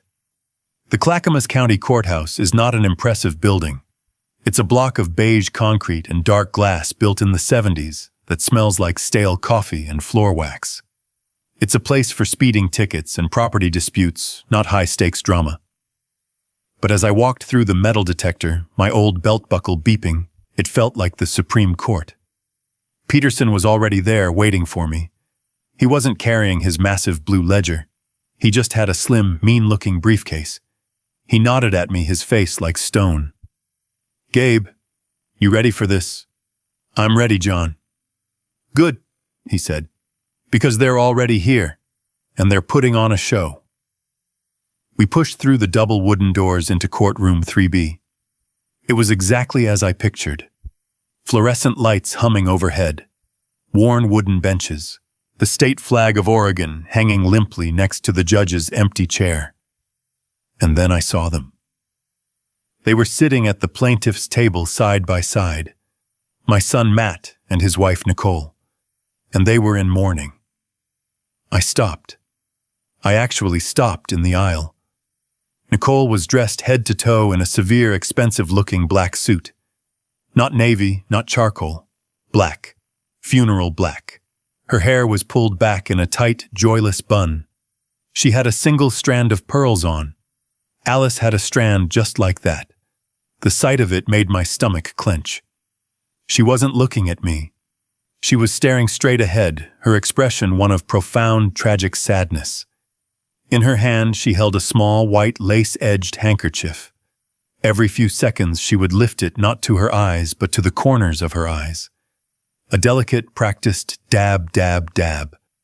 There were no tears. It was just the gesture. A performance for the judge, for the court, for anyone who was watching. And Matt, my son, he was in a dark suit, too. His face was pale. He looked somber. He looked like a man burdened by a terrible, necessary responsibility. The dutiful son forced to make the hardest decision of his life. He saw me. His eyes met mine for a second. I saw no guilt. I saw no shame. I saw pity. He pitied me. He genuinely believed the lie they had constructed. He had convinced himself that he was the hero of this story, the man stepping in to save his poor, confused father from himself. The sheer, staggering arrogance of it. It almost made me smile. Their lawyer, a slick-looking man in a suit that was too shiny, leaned over and whispered something to Nicole. She nodded, her face a perfect mask of sorrow, and dabbed her eyes again. They were mourning me. They were sitting in a courtroom dressed for my funeral, trying to bury me while I was still standing right in front of them. They were acting out the final scene of their play, the tragic end of poor old Gabe. I walked past them, my work boots echoing on the linoleum floor. I sat down at the defendant's table next to Peterson. I didn't look at them again. I looked at the empty judge's bench. They had built their entire case on a lie. That I was weak. That I was confused. That I was forgetful. They had no idea that I remembered everything. The bailiff stepped forward. "All rise." The performance was about to begin. Their lawyer, the one with the suit that was too shiny, stood up. "The plaintiffs call Nicole Hayes to the stand." The entire courtroom watched her. She moved as if she were walking on glass. Her steps were slow, her head bowed. She held that ridiculous lace handkerchief in one hand. She looked like the perfect image of a grieving daughter forced to do something terrible but necessary. She was a professional. This was her Super Bowl. She took the oath, her voice a soft, trembling whisper. I do. Her lawyer, a man named Snyder, approached her with a look of profound paternal sympathy. Mrs. Hayes, he said, his voice dripping with compassion. I know this is incredibly difficult for you. Can you please tell the court in your own words about your relationship with your father-in-law? Nicole looked at me. She actually looked right at me, her eyes brimming with what a stranger would call sadness. I knew what it was. It was triumph. Gabe, Dad. She began, her voice cracking perfectly on the word Dad. He's the kindest man I've ever known. When I married Matt, he welcomed me. He is my father. She paused. Dab, dab, dab with the handkerchief. But over the last year, especially since Alice passed, he's changed. Snyder prompted her gently. Changed how, Mrs. Hayes? He's just not there anymore, she whispered as if the admission pained her. He's confused. He's so forgetful. And he's a danger to himself. I gripped the edge of the defendant's table. Peterson put a hand on my arm, a silent wait. A danger? Snyder asked, his brow furrowed in concern. Those are strong words. Can you give the court an example? Oh, God, she said, closing her eyes as if reliving a trauma. Last month, Matt and I, we always check on him. We try to. He gets so agitated. When we do, but we worry. We went over and the house was cold, and it smelled of gas. She was lying. A complete, total fabrication. My stove is electric. He had turned on the gas stove, the burner, but not the flame, she sobbed. He was just sitting in his chair in the living room reading the paper. The entire kitchen was filling with gas. If we hadn't gotten there, if we hadn't... She broke down, a quiet, theatrical sob into her handkerchief. Matt at his table put his head in his hands, playing his part. The traumatized son. That's horrifying, Snyder said, letting the image hang in the air for the jury. And has there been anything else? He gets lost, she said, her voice small. He's lived in this town for 45 years, but last week, he went to the Roundup Cafe, a place he's been to 1,000 times, and he called Matt. He was crying. He was disoriented. He said he didn't know where he was. He didn't know how to get home. The diner. She was twisting it. She was twisting the day they turned their backs on me into proof of my insanity. The audacity was breathtaking. So, Snyder said, pacing, he's forgetful. He's a danger to himself. Now, let's talk about this lawsuit. Your petition claims he made a financial promise to you. Can you explain that? Oh, it wasn't about a house, she said, shaking her head, as if the very idea was distasteful. It was about his words, his and Alice's. For years, they always told Matt, we're saving this for you. We're building this for you. When we're gone, the family will be taken care of. She looked at the judge, her eyes wide and sincere. Your Honor, Gabe promised us. He promised he would help us. He promised he would invest in us. We trusted that promise. It was a family promise.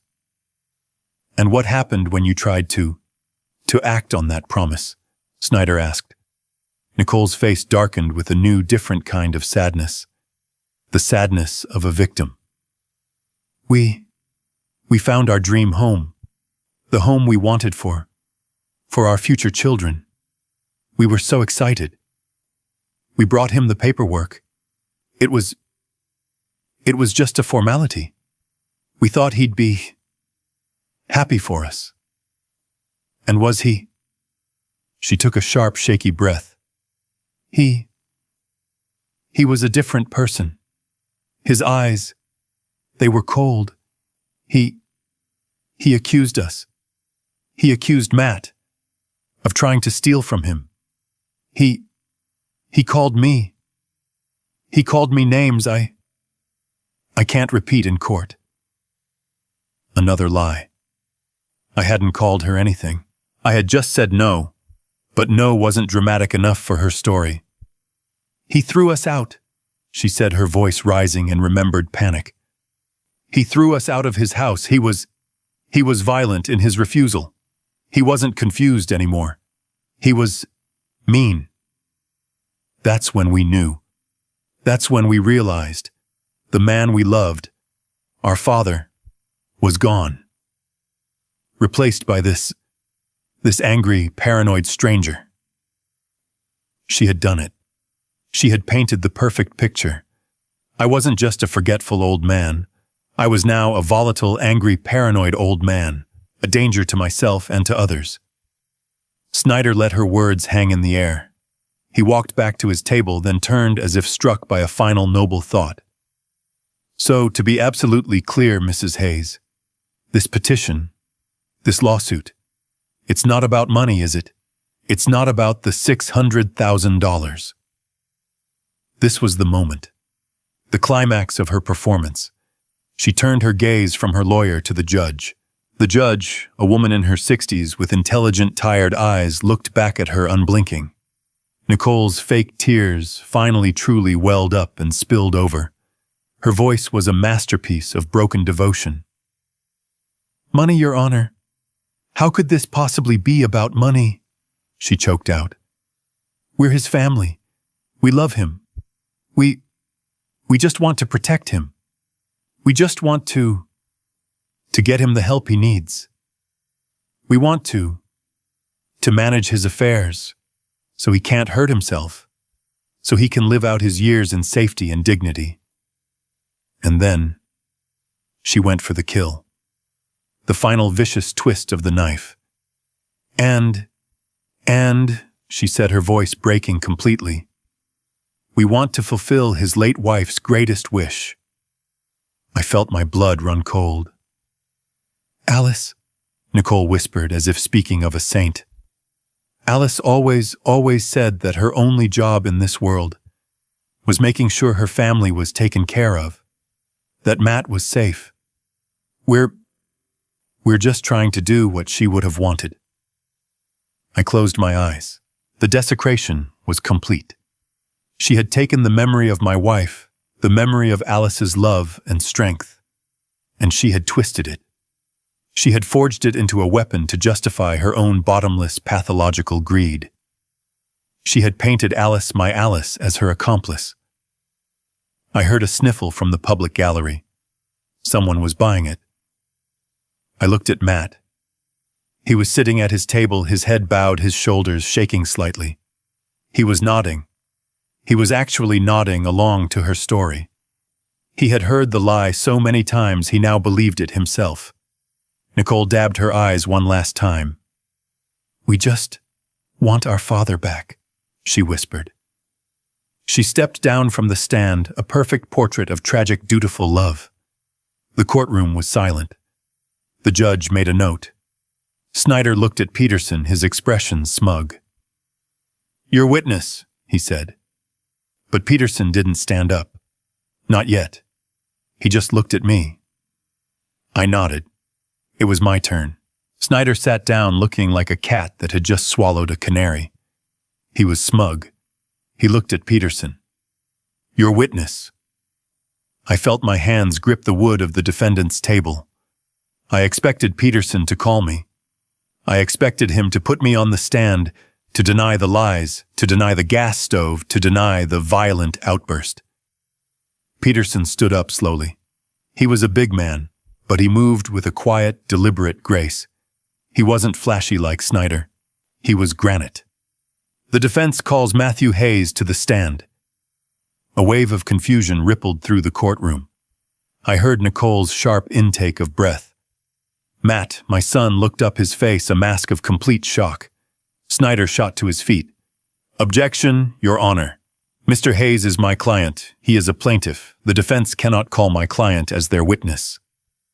Peterson didn't even look at him.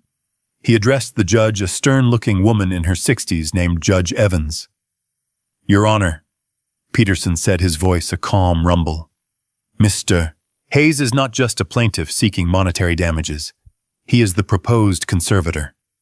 This hearing is to determine his father's mental capacity, and if that capacity is found lacking, to determine if Mr. Hayes is a suitable person to manage his father's life and estate. His character, his motives, and his judgment are not just relevant. They are the central issue of this entire proceeding. I intend to examine those motives." Judge Evans looked at Snyder. "This is a conservatorship hearing, Mr. Snyder, not a simple civil suit. I'm allowing it. Objection overruled. Mr. Hayes, take the stand." I watched my son. I watched him walk that long, lonely path from the plaintiff's table to the witness box. He looked small in his dark, somber suit. He passed right by me. He wouldn't meet my eyes. He placed his hand on the Bible. I thought, he's about to lie on the same Bible his mother read every Sunday. He swore the oath, his voice barely a whisper. "I do." He sat down. He looked terrified. Peterson approached the box. He didn't attack. His voice was soft, almost kind. "Mr. Hayes, you've just heard your wife's testimony. It was very moving. You must be terribly worried about your father." Matt visibly relaxed. This was familiar territory. The script. "Yes, sir," he said, nodding, finding his footing. "We both are. He's just not the man he was. He's confused. He's angry. We're scared for him." "Scared for him," Peterson repeated, nodding. "And you're worried about his finances, that in his confused state, he might mismanage them."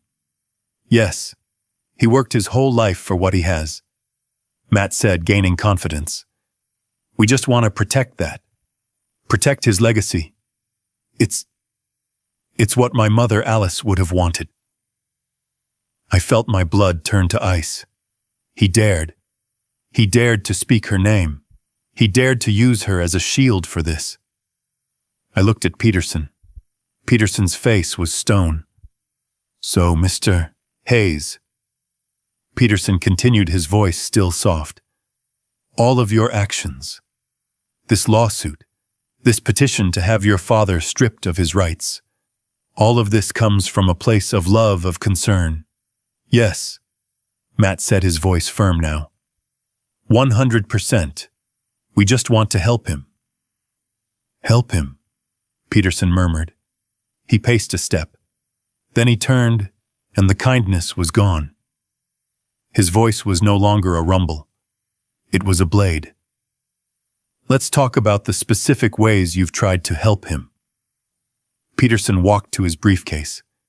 He pulled out a single sheet of paper. "Mr. Hayes, I'm holding a document from Bank of America dated October 15th of this year. It's a rejection letter for a $20,000 home equity line of credit in your father's name. Can you tell the court who filed this application?" Snyder was on his feet. "Objection, relevance. What does this have to do?" "Your Honor," Peterson cut him off. "It has everything to do with it. It speaks directly to the plaintiff's pattern of behavior regarding his father's finances." Judge Evans held up a hand. "I'll allow it. It is highly relevant." "Answer the question, Mr. Hayes." Matt was white. He was staring at the paper in Peterson's hand as if it were a snake. I don't recall. I don't know anything about that." "You don't recall?" Peterson's voice was incredulous. "That's strange. because the application was filed at 7:42 p.m. on Tuesday, October 15th.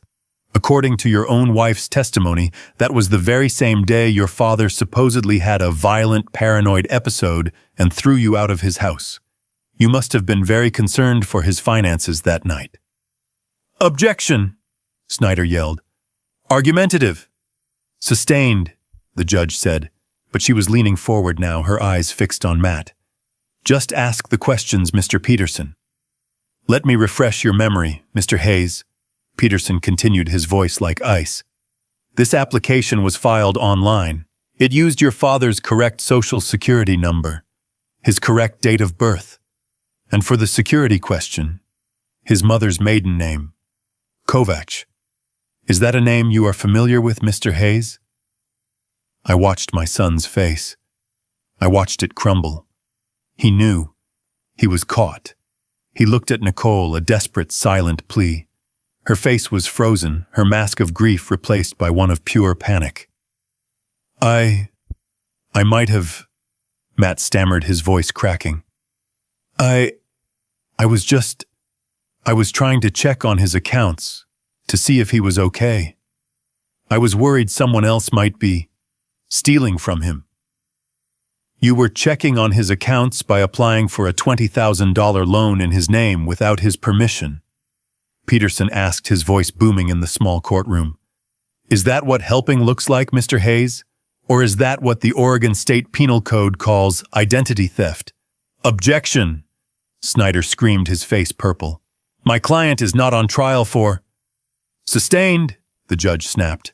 The jury will disregard that last comment. Mr. Peterson, you are on a very thin wire. My apologies, Your Honor, Peterson said, not looking sorry at all. He put the bank letter down. Let's move on. Let's talk about other ways you've helped your father. Matt was breathing hard now, his knuckles white on the railing of the witness box. Mr. Hayes, Peterson said, let's go back 1 week further, to October 10th. Your father was at a cardiology appointment in Portland for most of the day. Is that correct? I believe so. And while he was gone, you and your wife were at his house, weren't you? Matt's eyes darted to Nicole again. We stopped by to pick up his mail. He'd been forgetting. Forgetting the mail, Peterson said, nodding. Very thoughtful. The defense submits this affidavit. He handed a paper to the bailiff, who passed it to the judge. It's a sworn statement from Mrs. Agnes Henderson, your father's next-door neighbor of 45 years.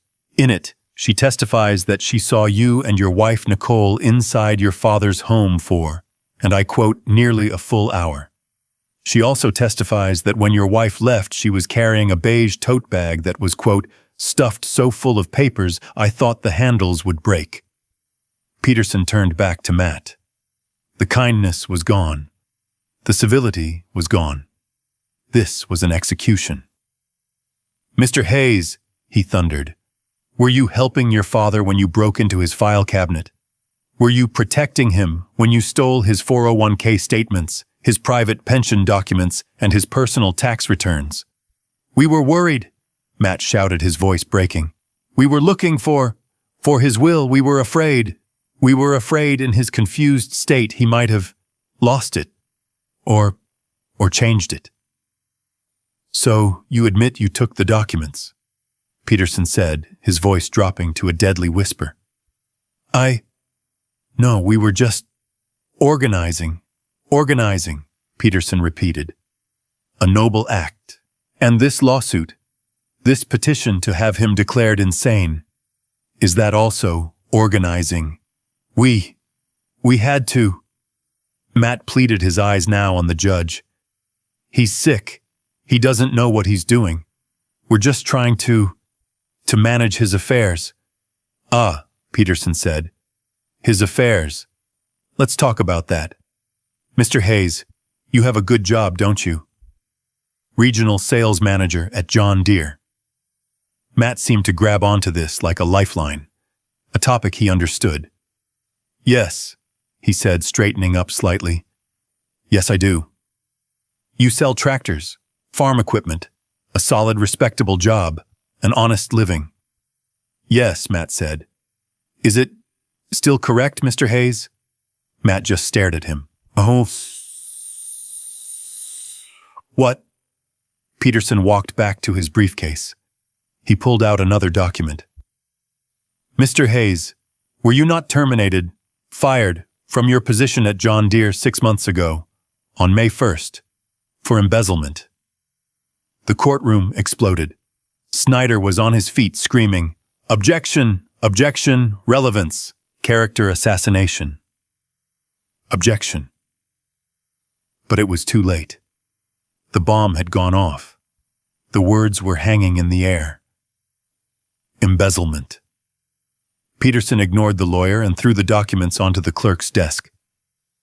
Your Honor, the defense submits Mr. Hayes' termination letter from John Deere and the signed restitution agreement, where he admits to falsifying expense reports and stealing $5,000 from his employer. Order! The judge yelled, banging her gavel. Order in my court! Peterson waited until the noise died down his face, a mask of cold fury. He turned to the judge. Your Honor, it is entirely relevant. The plaintiffs have built their entire case on the foundation that they are concerned for Mr. Hayes' welfare. We are here to prove with this evidence that this case has nothing to do with concern. It has nothing to do with love. It is about desperation. It is about bankruptcy. It is about debt. I looked at Matt. My son. He wasn't the dutiful son anymore. He wasn't the loving protector. He was just a thief, a common, pathetic thief. He had his head in his hands, his shoulders shaking. I looked at Nicole. Her mask was gone. She was not looking at her husband with love or sympathy. She was staring at him with a look of such pure, unadulterated hatred, a look that said, "You didn't just fail. You got caught." The judge slammed her gavel again. Order, Mr. Snyder. I am overruling your objection. This evidence speaks directly to the plaintiff's motive, and I suggest you take a long recess. She looked at Matt, then at Nicole, her eyes filled with disgust. Because right now, your case has a catastrophic credibility problem. The courtroom was chaos. Snyder was on his feet, his face a blotchy, furious red, screaming, "Objection!" Judge Evans was banging her gavel, her voice cracking as she yelled, "Order, order in my court! I will clear this room!" I looked at my son. Matt was still in the witness box, but he wasn't a witness anymore. He was just wreckage. He was staring at his hands, his face pale and slick with sweat. He looked like a man who had just been in a car crash he didn't see coming. I looked at Nicole. Her mask of the tragic grieving daughter was gone. It had shattered, and what was left underneath was ugly. She was staring at Matt, not with sympathy, not with love. She was staring at him with a look of such pure, undiluted, venomous contempt. It was the look of a predator who had just watched her partner step in a trap, ruining the hunt for both of them. She was furious, trapped in a room with a failure, and she knew it. Judge Evans finally slammed her gavel one last time, a sharp crack that silenced the room. "Sit down, counsel," she barked at Snyder. He sank into his chair, humiliated. The judge looked at Peterson, then at the documents he had submitted. The termination letter, the restitution agreement, embezzlement. Her eyes, when they finally lifted, were cold as steel. She looked at Snyder. "Counselor," she said, her voice dangerously quiet. "Given this revelation regarding your client's fundamental credibility, do you have anything else you'd like to offer this court? Or are we done here?" I could see the panic in Snyder's eyes. His entire case, the only case he had, was that I was a paranoid, incompetent old man who needed to be protected. And Peterson had just proven in less than 5 minutes that I wasn't paranoid at all. I was being hunted. Snyder stood up. He was sweating. I could see the dark patch on the back of his shiny suit jacket. He fumbled with his papers, his hands shaking. He had one move left. It wasn't a legal move. It was a tantrum. It was a desperation play. He abandoned the incompetence argument completely. He abandoned the conservatorship. He knew that was dead. He pivoted. He turned his back on Matt, discarding his own client, and faced the judge. He tried to reclaim that compassionate fatherly tone he had used with Nicole, but his voice was trembling with rage. "Your Honor," he said, trying to sound reasonable, "what Mr. Peterson has just revealed about my client, Mr. Hayes, while unfortunate, and perhaps a sign of deep financial and emotional stress, it does not change the central moral fact of this case." I looked at Peterson. Peterson just leaned back, clasping his hands. A small, almost invisible smile touched his lips. He was letting him do it. He was handing him the rope. "And what moral fact is that, Counselor?" Judge Evans asked, her voice dripping with impatience. "The fact, Your Honor," Snyder said, and he turned his arm outstretched, pointing a finger directly at me. "The fact that Mr. Gabriel Hayes, my client's father, is a wealthy man." I stiffened. Here it was. He is sitting on a paid-off house that we have established is worth at least $600,000. He is sitting on a massive 401k. He is sitting on a pension. He has, by his own admission, no debts. And he has refused, cruelly, to help his only child. Snyder was pacing now, finding his rhythm. He was no longer a lawyer. He was a preacher full of fire and false righteousness. "Yes, my client made a mistake," he yelled. "A terrible mistake born of desperation, a desperation that was caused by his own father.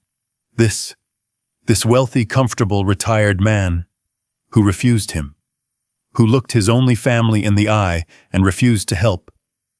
He was trying to make me the villain. He was trying to say that my no was the crime that led to all the others." He slammed his hand on the plaintiff's table. Nicole, lost in her own panic, jumped. "That, Your Honor, that is the real abuse in this courtroom. That is moral cruelty. That is a father failing in his most basic fundamental duty. My clients are here on their knees begging for help. And this man has the power to fix all of it. He has the power to save his family. But he won't." He pointed at me again. The gesture was rude, invasive. "He is hoarding his wealth. He is letting it rot in a bank account, while his own son and daughter-in-law face financial ruin. He may be competent according to some test, but he is not a competent father. He is not a competent man. This isn't just about a promise. This is about decency. He has a moral obligation to his blood, and if he will not honor that obligation, then this court must compel him to—" He let the words hang in the air. Moral obligation. He was trying to shame me. He was trying to shame the judge into forcing me to give them the $600,000 as a punishment for being a bad father. I looked at Matt, my son, still sitting in the witness box. He was listening to this. He was nodding. He was actually nodding. He believed it. After everything, after being exposed as an embezzler, a liar, a thief, he still believed he was the victim. He believed he was entitled to my money. He believed I was the cruel one. The rage in my chest was so cold it burned. This was the man I had raised. This was the legacy Alice and I had built. A weak, entitled thief who felt the world owed him everything. Peterson stood up. He hadn't objected. He hadn't said a word. He had let Snyder dig his own grave shovel by shovel. "Your Honor," Peterson said, his voice calm, cutting through the heavy silence. "Mr. Snyder makes a passionate, if highly irrelevant, argument, but I thank him." Snyder looked confused. He had expected a fight. "I thank him," Peterson continued, "because he has brought us perfectly, and finally, to the central point of this case." Peterson looked at me, then at Matt, then at Nicole. Mr. Snyder is correct about one single thing. His entire case, his original case for $600,000 and his new desperate argument for moral obligation, is built on one fundamental assumption. He paused, letting the weight settle. The assumption is that my client, Gabriel Hayes, is, as Mr. Snyder so eloquently put it, a wealthy old man sitting on a pile of money. Snyder frowned. He is, we have the documents, the 401k, the pension, the house, he's hoarding it. Peterson smiled. It was the coldest, most terrifying smile I had ever seen. It was the smile of an engineer who had just checked the final calculation and knew the bridge was about to collapse exactly as he'd planned. Your Honor, Peterson said, turning to face me, I'd like to address that assumption, because there has been a significant misunderstanding of the facts. A gross miscalculation of my client's actual financial situation. Nicole, who had been staring at Matt with pure hatred, suddenly snapped her head toward Peterson. Her eyes, they lit up with a new, hungry, desperate light. More money is there. More I knew what was coming. I took a deep breath. Your Honor, Peterson said, turning to the judge, my client, Gabriel Hayes, is not in fact a wealthy man at all. Snyder scoffed. Your Honor, that's absurd. We have the documents. The 401k, the pension. The house, he's hoarding it. Peterson smiled. It was the coldest, most terrifying smile I had ever seen. It was the smile of an engineer who had just checked the final calculation and knew the bridge was about to collapse exactly as he'd planned. Your Honor, Peterson said, turning to face me, I'd like to address that assumption, because there has been a significant misunderstanding of the facts. A gross miscalculation of my client's actual financial situation. Nicole, who had been staring at Matt with pure hatred, suddenly snapped her head toward Peterson. Her eyes, they lit up with a new, hungry, desperate light. More money is there. More I knew what was coming. I took a deep breath. Your Honor, Peterson said, turning to the judge, my client, Gabriel Hayes, is not in fact a wealthy man at all. The room went completely silent. Snyder's smirk froze. Matt looked up, his face a mask of confusion. What kind of trick is this? Snyder stammered. We've seen his statements. You've seen what my client wanted you to see. Peterson said, his voice like silk. Mr. Hayes is a retired engineer. He lives on a fixed pension of $2,800 a month. The 401k you're so obsessed with contains... Let me check. He pulled out a single paper. Yes. A balance of $84,000. Not $600,000. Not millions. 84. Barely enough to cover his own end-of-life care, let alone a luxury home for his ungrateful son. Snyder looked like he'd been slapped. But the house is worth $600,000, and it is paid for, Peterson agreed. It is also Mr. Hayes's primary and only significant asset, the asset your clients are trying to steal, which would leave Mr. Hayes destitute. Nicole was on her feet. I could see her mind working, her face pale with fury. You're lying. He promised, My client acted like a frugal retired man, which is exactly what he is, Peterson said. His real assets, the ones you seem to believe exist, are not his. Peterson turned, walked to his briefcase, and pulled out the massive dark blue gold-embossed ledger. He placed it on the clerk's desk with a thud that echoed in the silent courtroom. This, Your Honor, Peterson said, is the Hayes Alice Trust, an irrevocable trust established in 1995. He opened it. Mr. Hayes 30 years ago sold a patent for an aerospace alloy he invented. The proceeds of that sale, $50 million, were placed into this trust by him and his late wife, Alice. $50 million. The words just hung there, Snyder stumbled back, his mouth open. Matt, my son, just stared at the book, his eyes wide and completely blank. But Nicole, her face, it transformed. The mask of the grieving daughter, the mask of the angry plaintiff, it all melted away. What was left was something raw, something primal.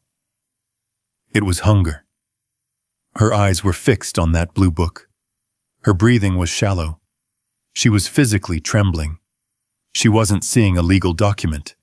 She was seeing a vault she had just been told she couldn't open. 50 million, she whispered. I could see her lips form the words. She turned to her lawyer, her voice a harsh, desperate hiss. Snyder, that's it. That's the money. He is rich. He lied. He's been lying to us all along. She stood up, pointing a shaking finger at me. Your Honor, this proves it. This proves everything. He has the money. He can pay. We're amending our lawsuit. And she was frantic, a shark that had just tasted blood in the water. We're not just suing for the 600,000. We. She looked at Matt, grabbing his arm. Matt, tell them we're his family. That money, that trust, it's ours. It's his. He has to give it to us.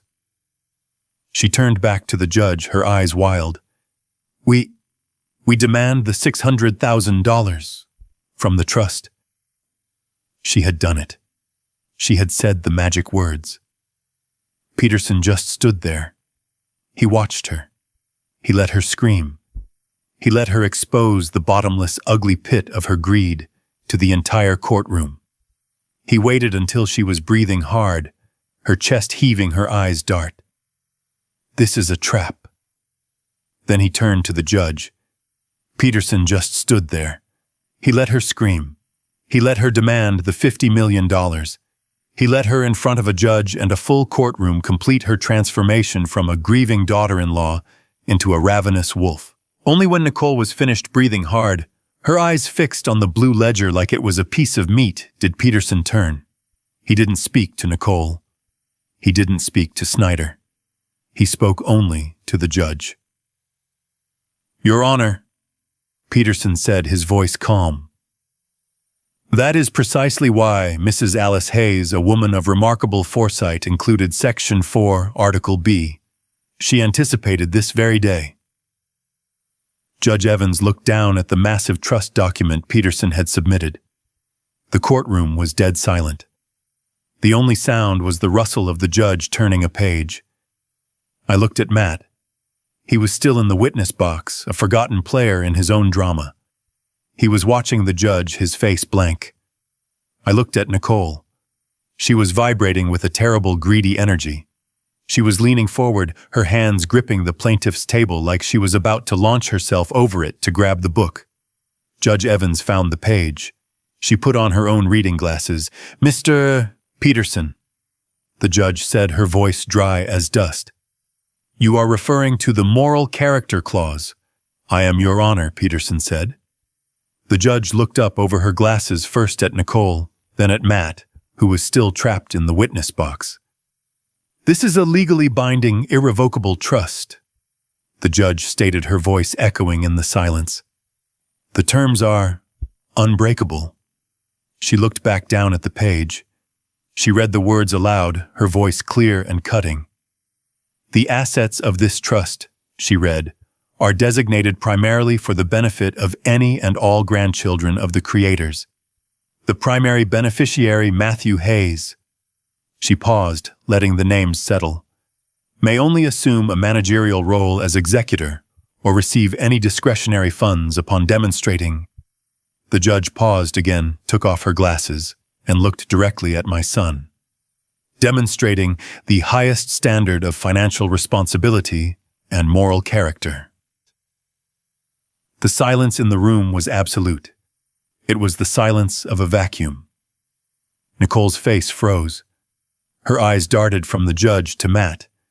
She didn't understand. What does that mean? She hissed at Snyder. Tell them he has character." Snyder was pale.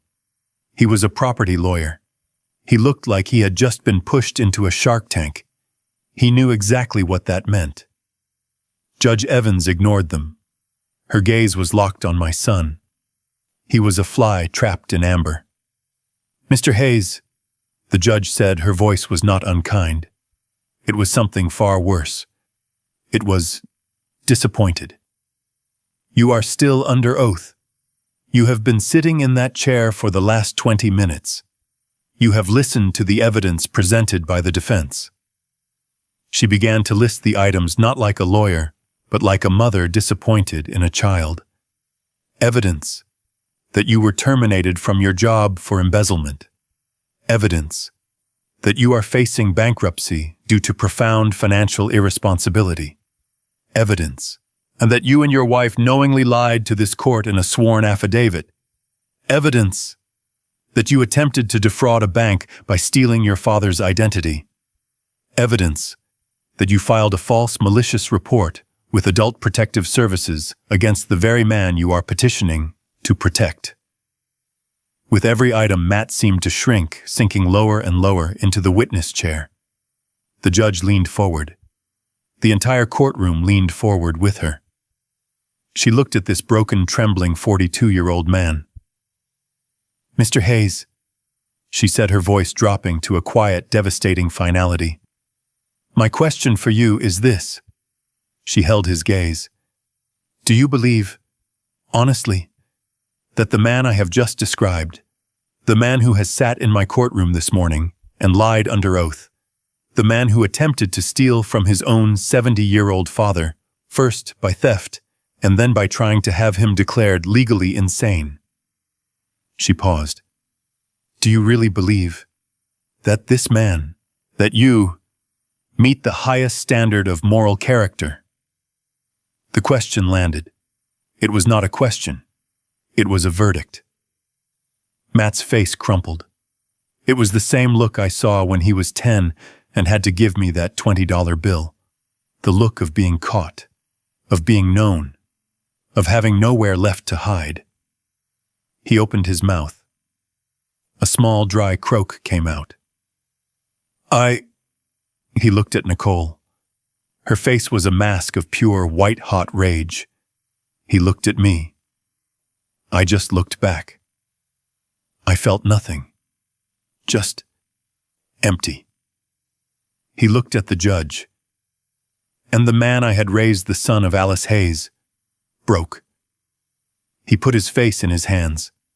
And in a courtroom full of strangers, he began to sob.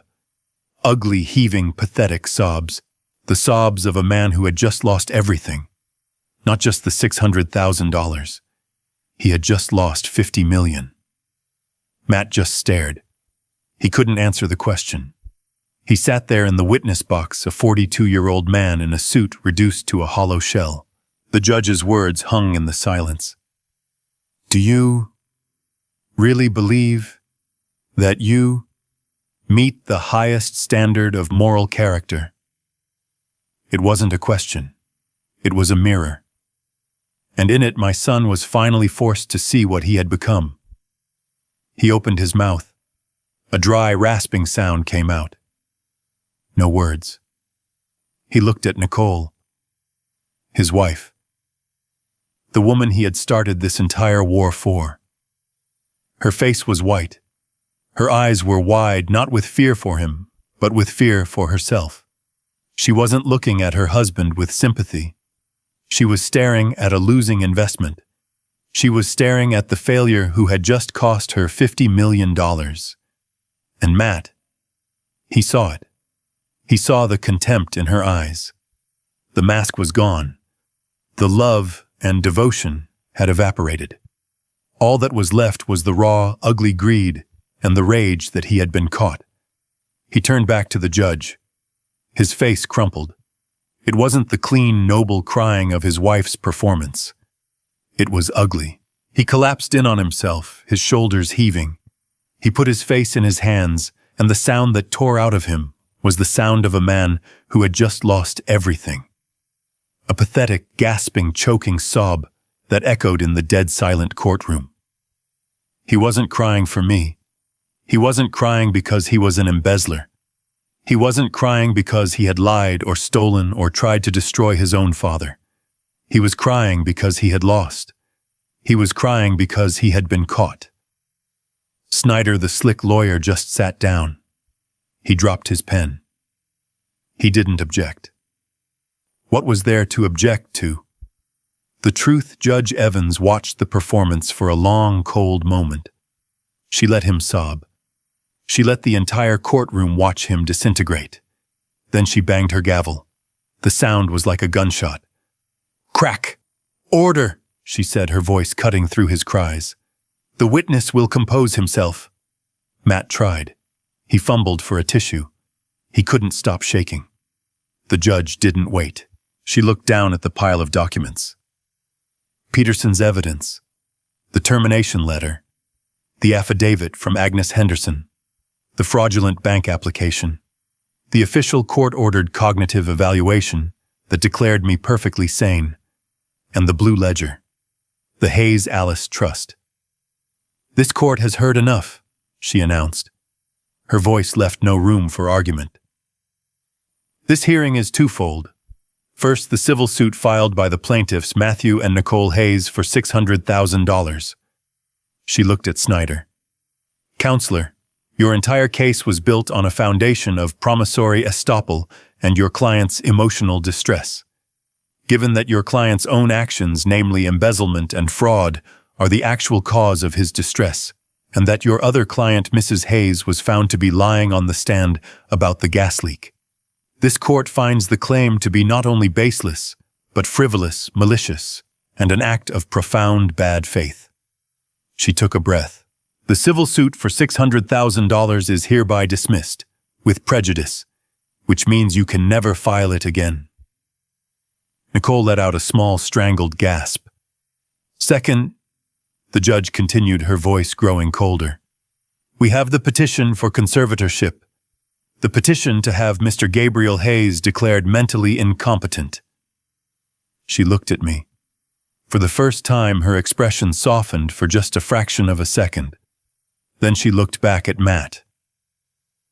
This court finds that the defendant, Mr. Gabriel Hayes, is not only perfectly competent, in fact, according to Dr. Miller's report, he is in the 99th percentile for cognitive function, but he has also demonstrated a level of restraint and dignity that this court finds admirable.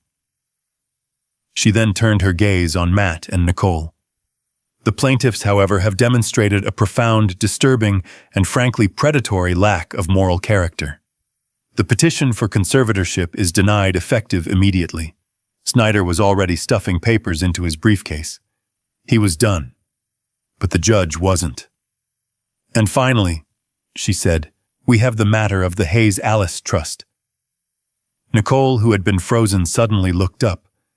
There was a flicker of insane, desperate hope in her eyes. Judge Evans looked down at the blue ledger. Mr. Peterson, she said, the moral character clause. It is ironclad. This court finds that Matthew Hayes has, by his own actions, admissions, and the overwhelming evidence presented here today, has irrevocably violated Section 4, Article B. She looked at Matt, who had stopped crying and was just staring, his face slick with tears.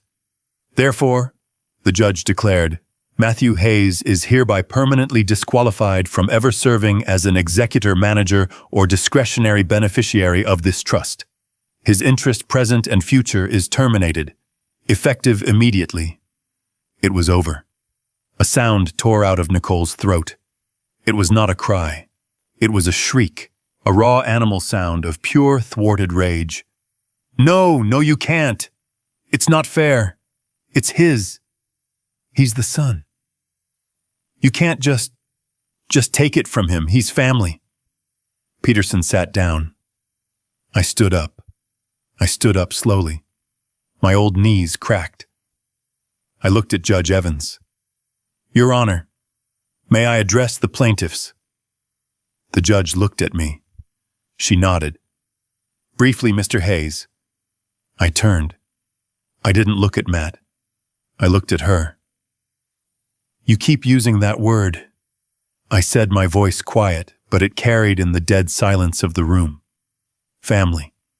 You talk about what you're owed, what you deserve. I finally turned my eyes to the witness box, to my son. He never asked, I said, my voice rough.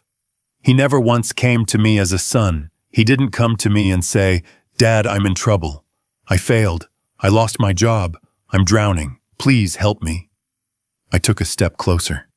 He came to me as a thief. He came into my house, the house his mother loved, and he rifled through my life. He stole my papers. He tried to steal my identity. He stole what he thought was all I had.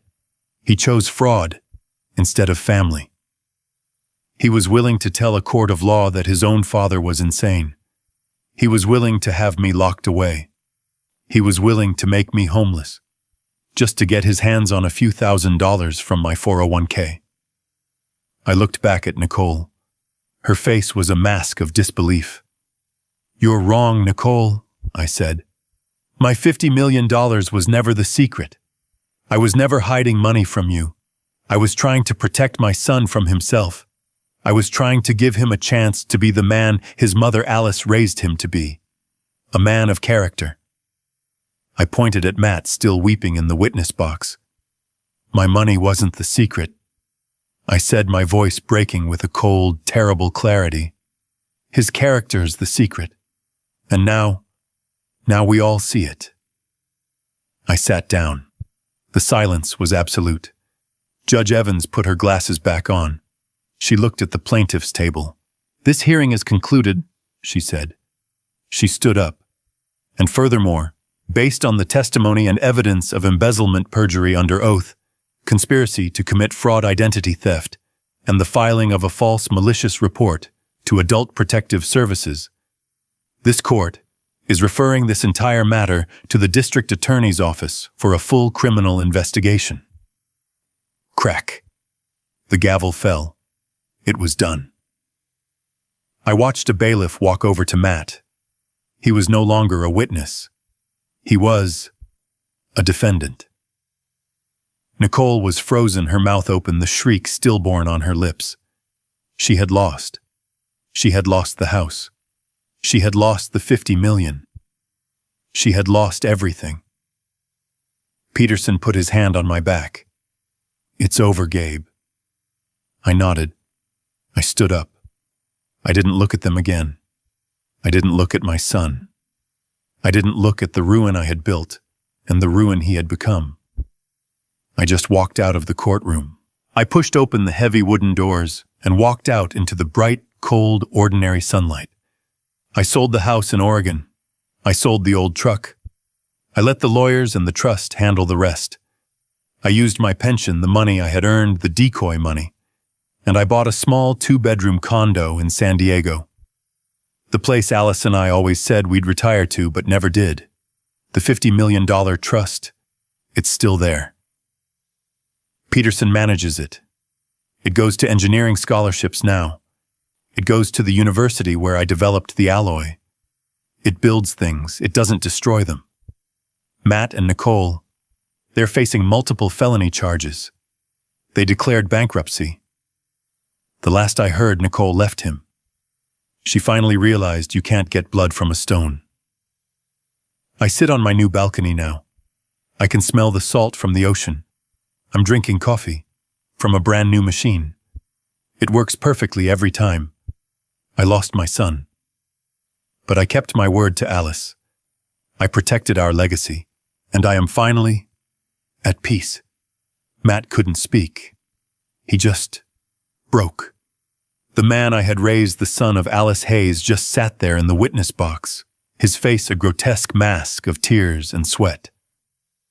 He was a hollowed-out building, the foundation rotted, finally collapsing in on itself. He opened his mouth, but only a dry, rasping sound came out. He couldn't answer the question. He couldn't defend the indefensible. He looked at Nicole. Her face was no longer angry. It was white. Sheet white. A mask of pure, unadulterated terror. She finally understood. She had overplayed her hand. She had flown too close to the sun, and the reality of her failure was melting her wings. He looked at me. I just looked back. I felt nothing. Just a vast, cold emptiness. He turned back to the judge, and he did the only thing he could. He put his face in his hands, and he sobbed. Not the performance sobs of his wife. These were the ugly, choking, gut-wrenching sobs of a man who had just lost everything. Not just the $600,000. He had just lost $50 million. Snyder, the slick lawyer, just sat down. He dropped his pen. He didn't object. What was there to object to? The truth, Judge Evans watched the performance for a long, cold moment. She let him sob. She let the entire courtroom watch him disintegrate. Then she banged her gavel. The sound was like a gunshot. Crack! Order! She said, her voice cutting through his cries. The witness will compose himself. But he couldn't.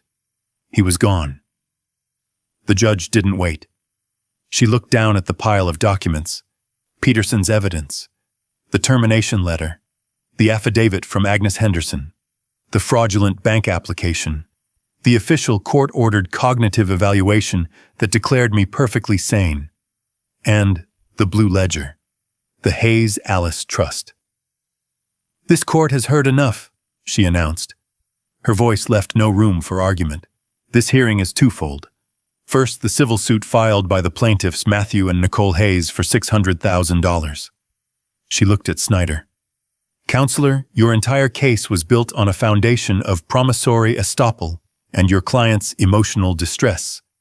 Given that your client's own actions, namely embezzlement and fraud, are the actual cause of his distress, and that your other client, Mrs. Hayes, was found to be lying on the stand, this court finds the claim to be not only baseless, but frivolous, malicious, and an act of profound bad faith. She took a breath. The civil suit for $600,000 is hereby dismissed, with prejudice, which means you can never file it again. Nicole let out a small strangled gasp like she'd been punched. Second, the judge continued, her voice growing colder. We have the petition for conservatorship. The petition to have Mr. Gabriel Hayes declared mentally incompetent. She looked at me. For the first time, her expression softened for just a fraction of a second. Then she looked back at Matt. This court finds that the defendant, Mr. Gabriel Hayes, is not only perfectly competent, in fact, according to Dr. Miller's report, he is in the 99th percentile for cognitive function, but he has also demonstrated a level of restraint and dignity that this court finds admirable. She then turned her gaze on Matt and Nicole. The plaintiffs, however, have demonstrated a profound, disturbing, and frankly predatory lack of moral character. The petition for conservatorship is denied effective immediately. Snyder was already stuffing papers into his briefcase. He was done, but the judge wasn't. And finally, she said, we have the matter of the Hayes Alice Trust. Nicole, who had been frozen, suddenly looked up. There was a flicker of insane, desperate hope in her eyes. Judge Evans looked down at the blue ledger. Mr. Peterson, she said, the moral character clause. It is ironclad. This court finds that Matthew Hayes has by his own actions, admissions, and the overwhelming evidence presented here today, has irrevocably violated Section 4, Article B. She looked at Matt, who had stopped crying and was just staring, his face slick with tears. Therefore, the judge declared, Matthew Hayes is hereby permanently disqualified from ever serving as an executor, manager, or discretionary beneficiary of this trust. His interest, present and future, is terminated, effective immediately. It was over. A sound tore out of Nicole's throat. It was not a cry.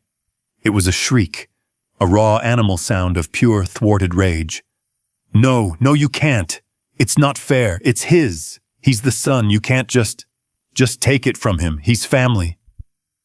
But the judge wasn't finished. She raised her voice over Nicole's scream. And furthermore, based on the testimony and evidence of embezzlement, perjury under oath, conspiracy to commit fraud, identity theft, and the filing of a false malicious report to Adult Protective Services. This court is referring this entire matter to the District Attorney's Office for a full criminal investigation. Crack. The gavel fell. It was done. Nicole stopped shrieking. She was just staring, frozen. She had lost. She had lost the house.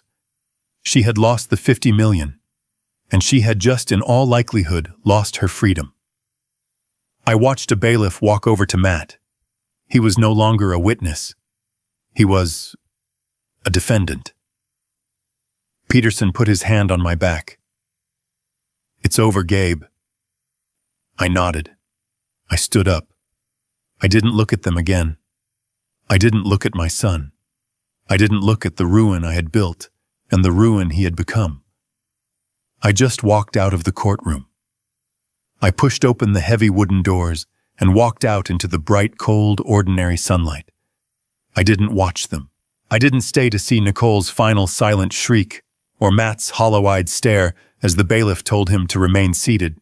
I just stood up. My old knees cracked. I felt every one of my 70 years. Peterson put his hand on my back. "It's over, Gabe." I nodded. I didn't look back at them. I didn't look at my son.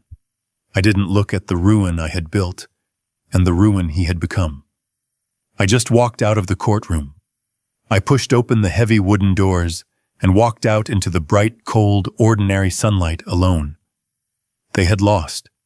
They had sued me for $600,000 and left with nothing but the clothes on their backs. They had smelled $50 million, and in their desperate, sloppy greed, they had slammed the vault door shut on their own hands, locking it forever. They would walk out of that courtroom, not just bankrupt, but facing a grand jury, criminal charges for fraud, identity theft, and perjury. They had lost their house, their non-existent inheritance, and their freedom. I sold the house in Oregon, the one with the cracked linoleum and the peeling paint. I sold the old F-150. I let Peterson and the trust handle the rest. I let the district attorney handle them. I took my pension, the money I had earned, the decoy money they thought was my whole world. And I bought a small 2-bedroom condo in San Diego. It's not big. It's not fancy. But the sliding glass door opens onto a small balcony. Alice and I always said we'd retire here. We always said someday. We were always saving, always waiting. I'm sitting on that balcony now. I can smell the salt from the ocean. The air is warm. I'm drinking coffee. It's from a brand new machine. I bought it last week. It has a digital display and a built-in grinder. It works perfectly every single time. The $50 million trust, it's still there. Peterson manages it. As per Alice's final clear-eyed wishes since Matt failed the test, the money goes to where it can do some good.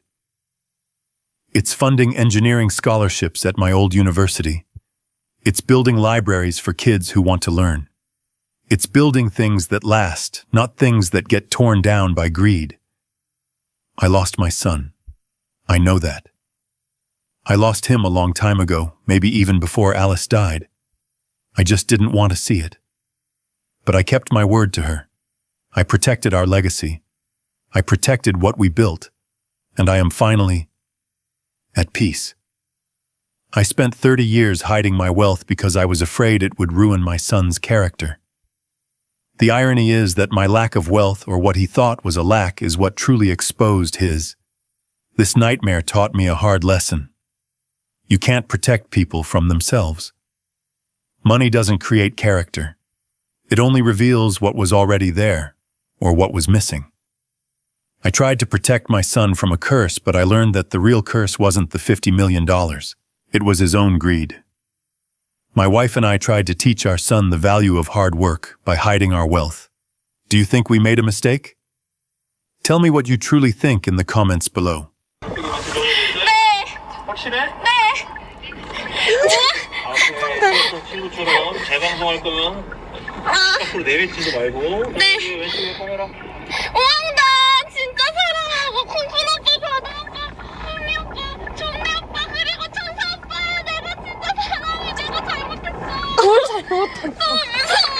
곰돌이 대웅님 별풍선 5개 감사합니다.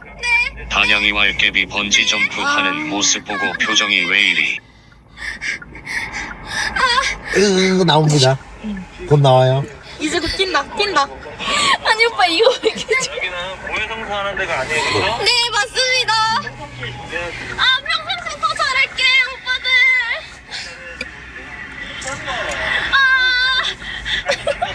언제 나오냐?